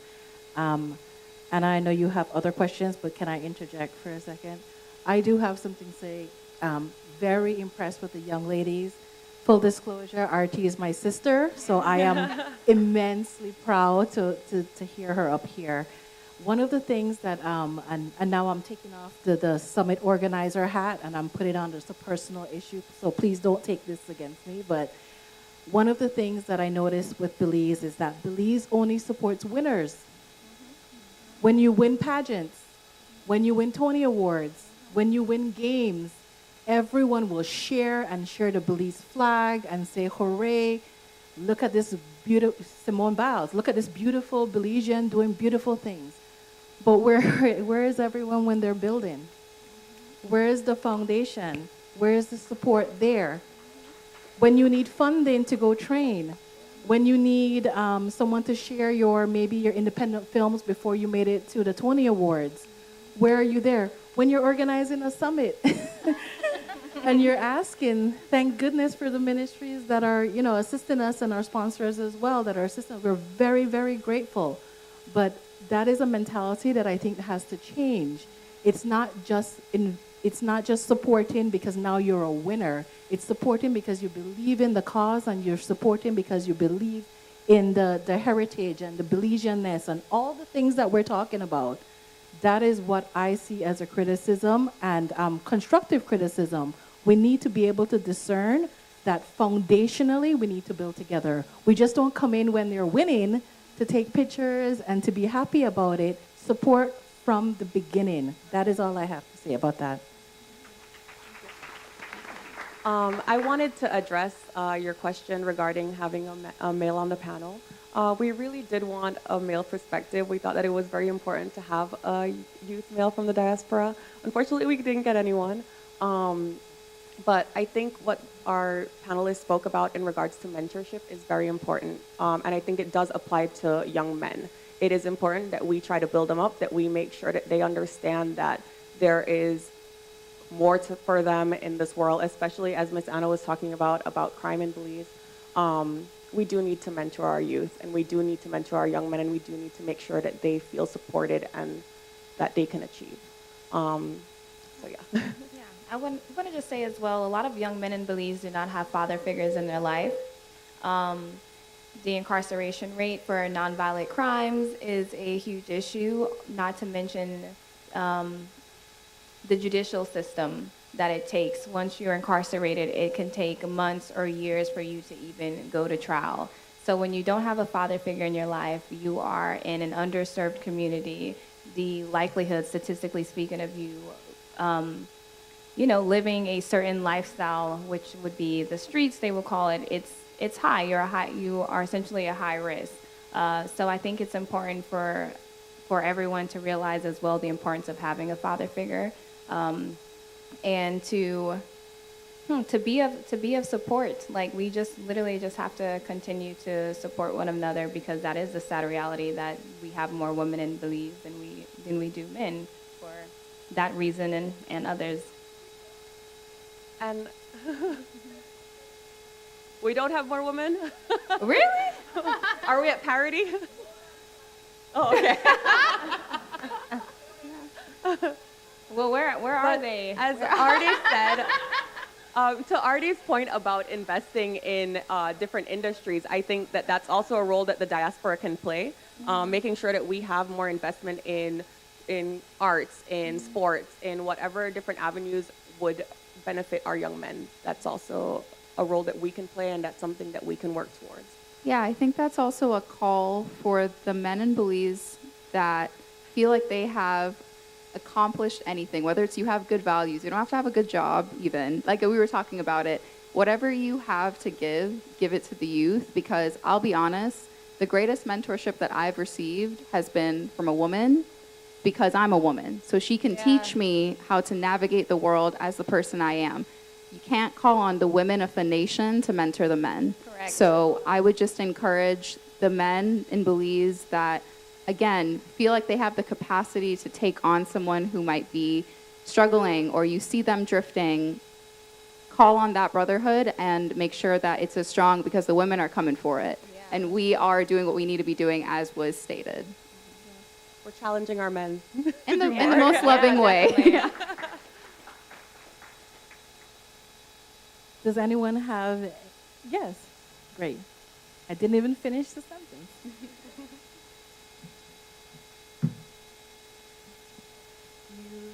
You ladies are so beautiful. Thank you so much for being here.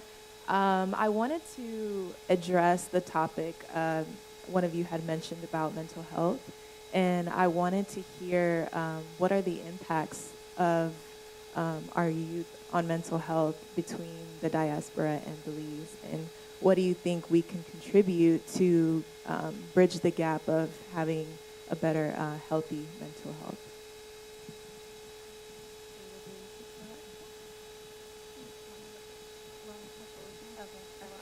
Okay.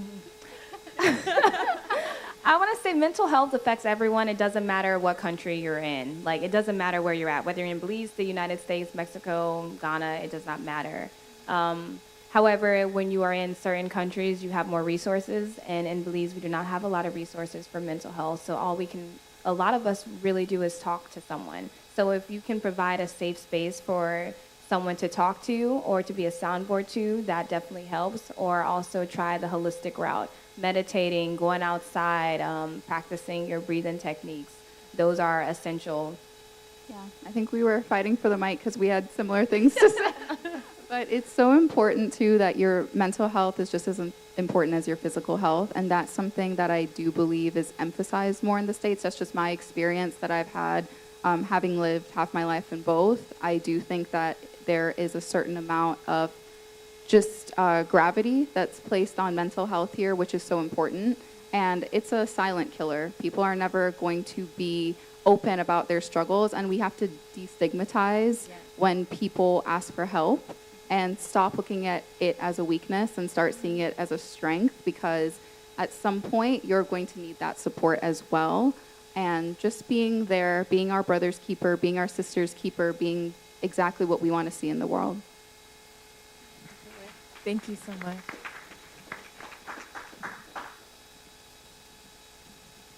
Again, we have to give it up to these ladies. We did not tell them they were going to be the ones doing the Q&A. and they're doing a fantastic job at last minute. Is there anyone else who wants to address anything? We're really pressed for time and we really want to wrap up, but we want to give the audience an opportunity to say something.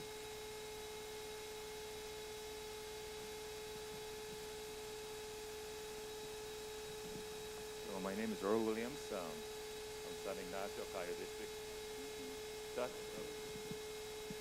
Talking about the boys and men in Belize, what are we doing with trades, vocational for this young men in Belize? We're talking about science, we're talking about movies, we're talking about all the computer system. I'm a product from Belize Technical College. All my brothers went to Lynham College. And yeah, and you know, that was a stepping stone for everybody to learn a trade. Anytime you go to, we're building Belize, and when you go to any construction site, they're all immigrants. Are we training our young kids to build a house, masonry, carpentry, mechanic? We're putting out a lot of engineers, computer engineers, scientists, doctors, and nurses. But when I go back to Belize, I never see anything in trades. They closed down Belize Technical College, and most of the trade school are gone. And I'm a big advocate of mentorship. I do it out here for high schools, and I'm willing to give back to Belize. But where we are at that point, and what the government's doing, what the social service is doing for it.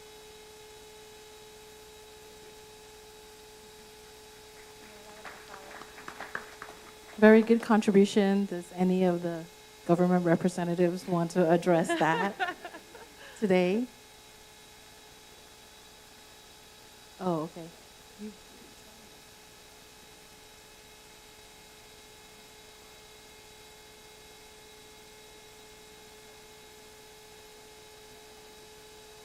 Would you like the mic? Because we can't hear you.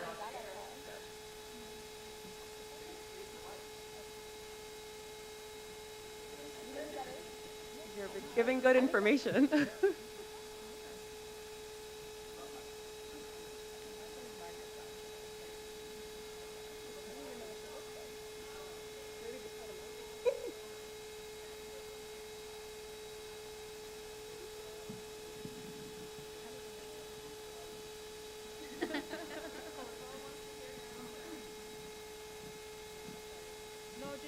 Just to your point is that you said they closed down technical, they changed the name to IT Vet.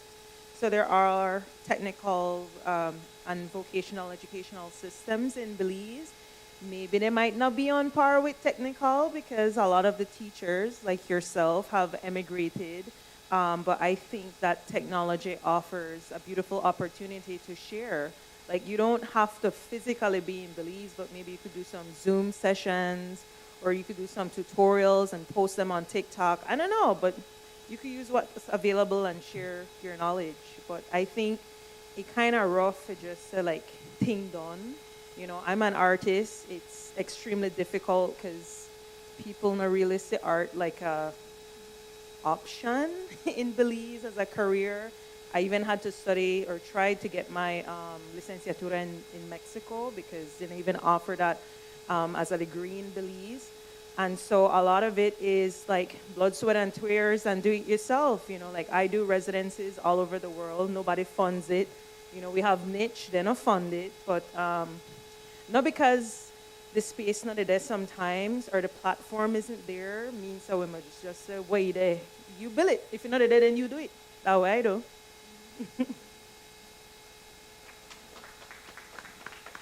I'll look out for your videos or your Zooms.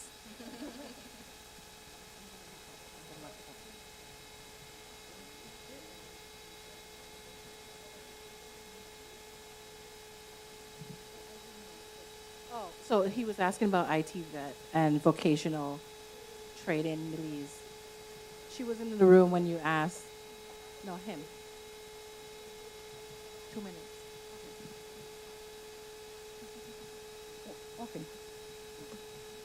Hi, I just wanted to add to what you said. I'm from the Ministry of Youth, Sports and Transport. And specifically, the youth department offers on-the-job skill training because we recognize that there are some gaps that you have some youths who may not go through the entire high school education system. You know, hearing me? And so what they offer is masonry, short-term courses, programs in masonry, cake baking, and some of those skills so that our young people can become employable. We are currently working on a youth bill that is, we are going to be having consultations with various stakeholders because we want to hear from the youths. And so there are several other initiatives that the youth department is currently doing, but I hear you clearly. Those are some of the concerns that our youths are raising in Belize. And so that is definitely something that we currently are working on. Thank you so much, Ms. Anna Logue from the Ministry of Youth. I'd also like to add that the government alone cannot do it all. So the government definitely needs the support of the community and other agencies and organizations. For example, in Belize, as I mentioned earlier in the presentation, that I had founded and directed Development Active Youth for 10 years. Those organizations and agencies already have things in place. There are others also, but I know BAY is one of the leading youth organizations in Belize.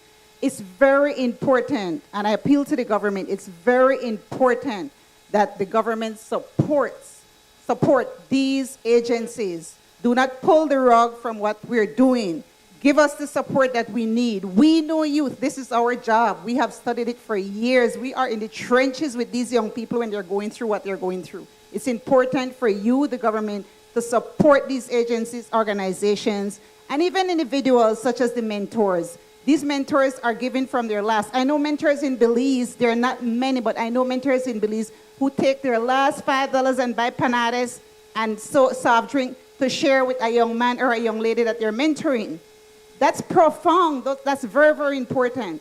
So I just want to say that, the government, it's great what we're doing. What you're doing, you cannot do it all. You need our help. We need to work together, collaboration. The word of the day seems to be collaboration. So what I'm going to do right now is go ahead and release this panel from the torture that we've put them through. Before that, I would like to go ahead and give our certificates of appreciation because we very much appreciate you guys taking your time and your energy and your effort, being so impressive. I mean, everyone's faces when you guys are talking, you answer questions without skipping a beat. It makes me very, very hopeful for the future. And who asked about where the men are? When they had the sports panel, there was no women and no one asked that question. So, right? Am I right? No one blinked an eye. No one asked about the women. It's about balance, balance, balance. So I would like to call Miss Anna Banergai to have her certificate of appreciation. Thank you for your participation, your support. Thank you very much. Miss Moderator, Kalila Hyde, thank you so much. I appreciate it. Miss Destiny Wagner, whose game, by the way, is amazing. We played it at RT's house, and we laughed until we cried. It is just brilliant. And buy your own copy. You have copies over there, right, to get? Brilliant game. And last but not least, Miss RT. I'm going to hug her because she's my sister, and I'm allowed to. Thank you so much. And I want to just say as well that I know we packed a lot into today, and I know everyone's tired, including us. We really deliberated on what the topics were going to be because we realized we can't solve Belize's problems in one day. We're just not going to be able to do that. So we were able to just extract like the pioneers, sports, youth.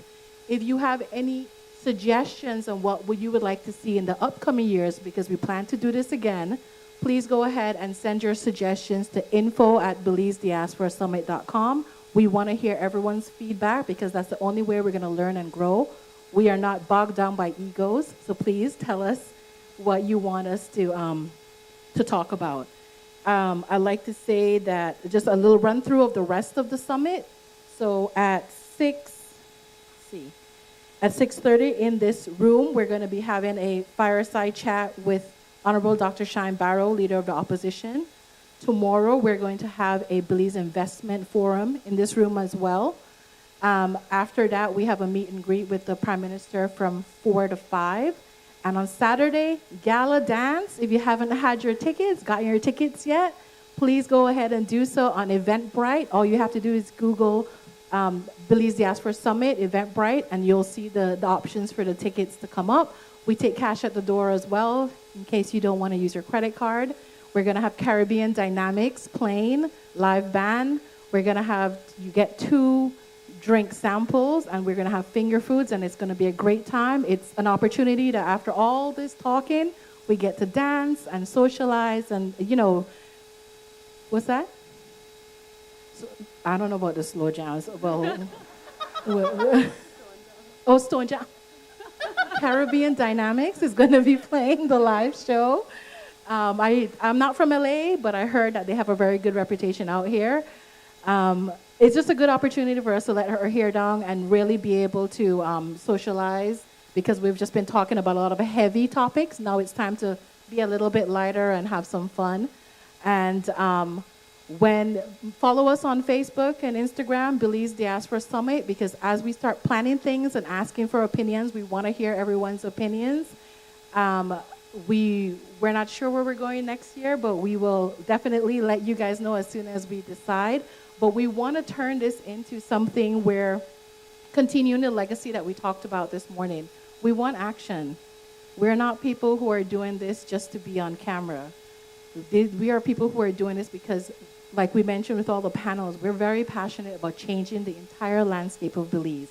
And I know sometimes that makes the people at home nervous, but that's what we want to do, because we have the passion to do so. We have the skill set. We definitely have the willingness and the, what is the word, CEO, completedness to do it. We want to make sure that we can contribute in a very meaningful way. So please follow us on social media so you can see what we're asking and the next steps that we're going to follow. We want to give a huge thank you to the ministries who are supporting us, especially the Ministry of Tourism and Diaspora Relations. I'm going to give them a clap because, as I talked about coming in the foundation, they were one of the first ones to say, yes, we love your initiative. How can we help you? And that is the sort of support that we're talking about. I want to thank very much all of our sponsors and vendors that you see in the Business Showcase room. Again, took a chance on the event, decided to sponsor, to display. All our volunteers are giving so graciously of their time. Thank you, thank you, thank you. To all our live streaming partners, Radio Belize, XTV, Creme Radio, thank you so much. And again, any suggestions, please go ahead and let us know. info@BelizeDiasporaSummit.com. It's either myself or Aria on the end of that email, and we will get back to you, and we will take into consideration what you have to say. We want to make this thing bigger and better. The theme is power in unity, and I truly believe, and we all truly believe, that we can have power in unity. So thank you very much.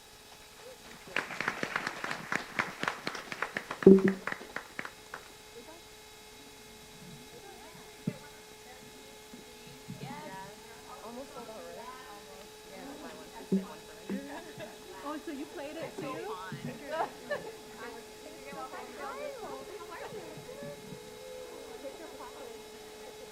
Oh, it's in the next room. It's in the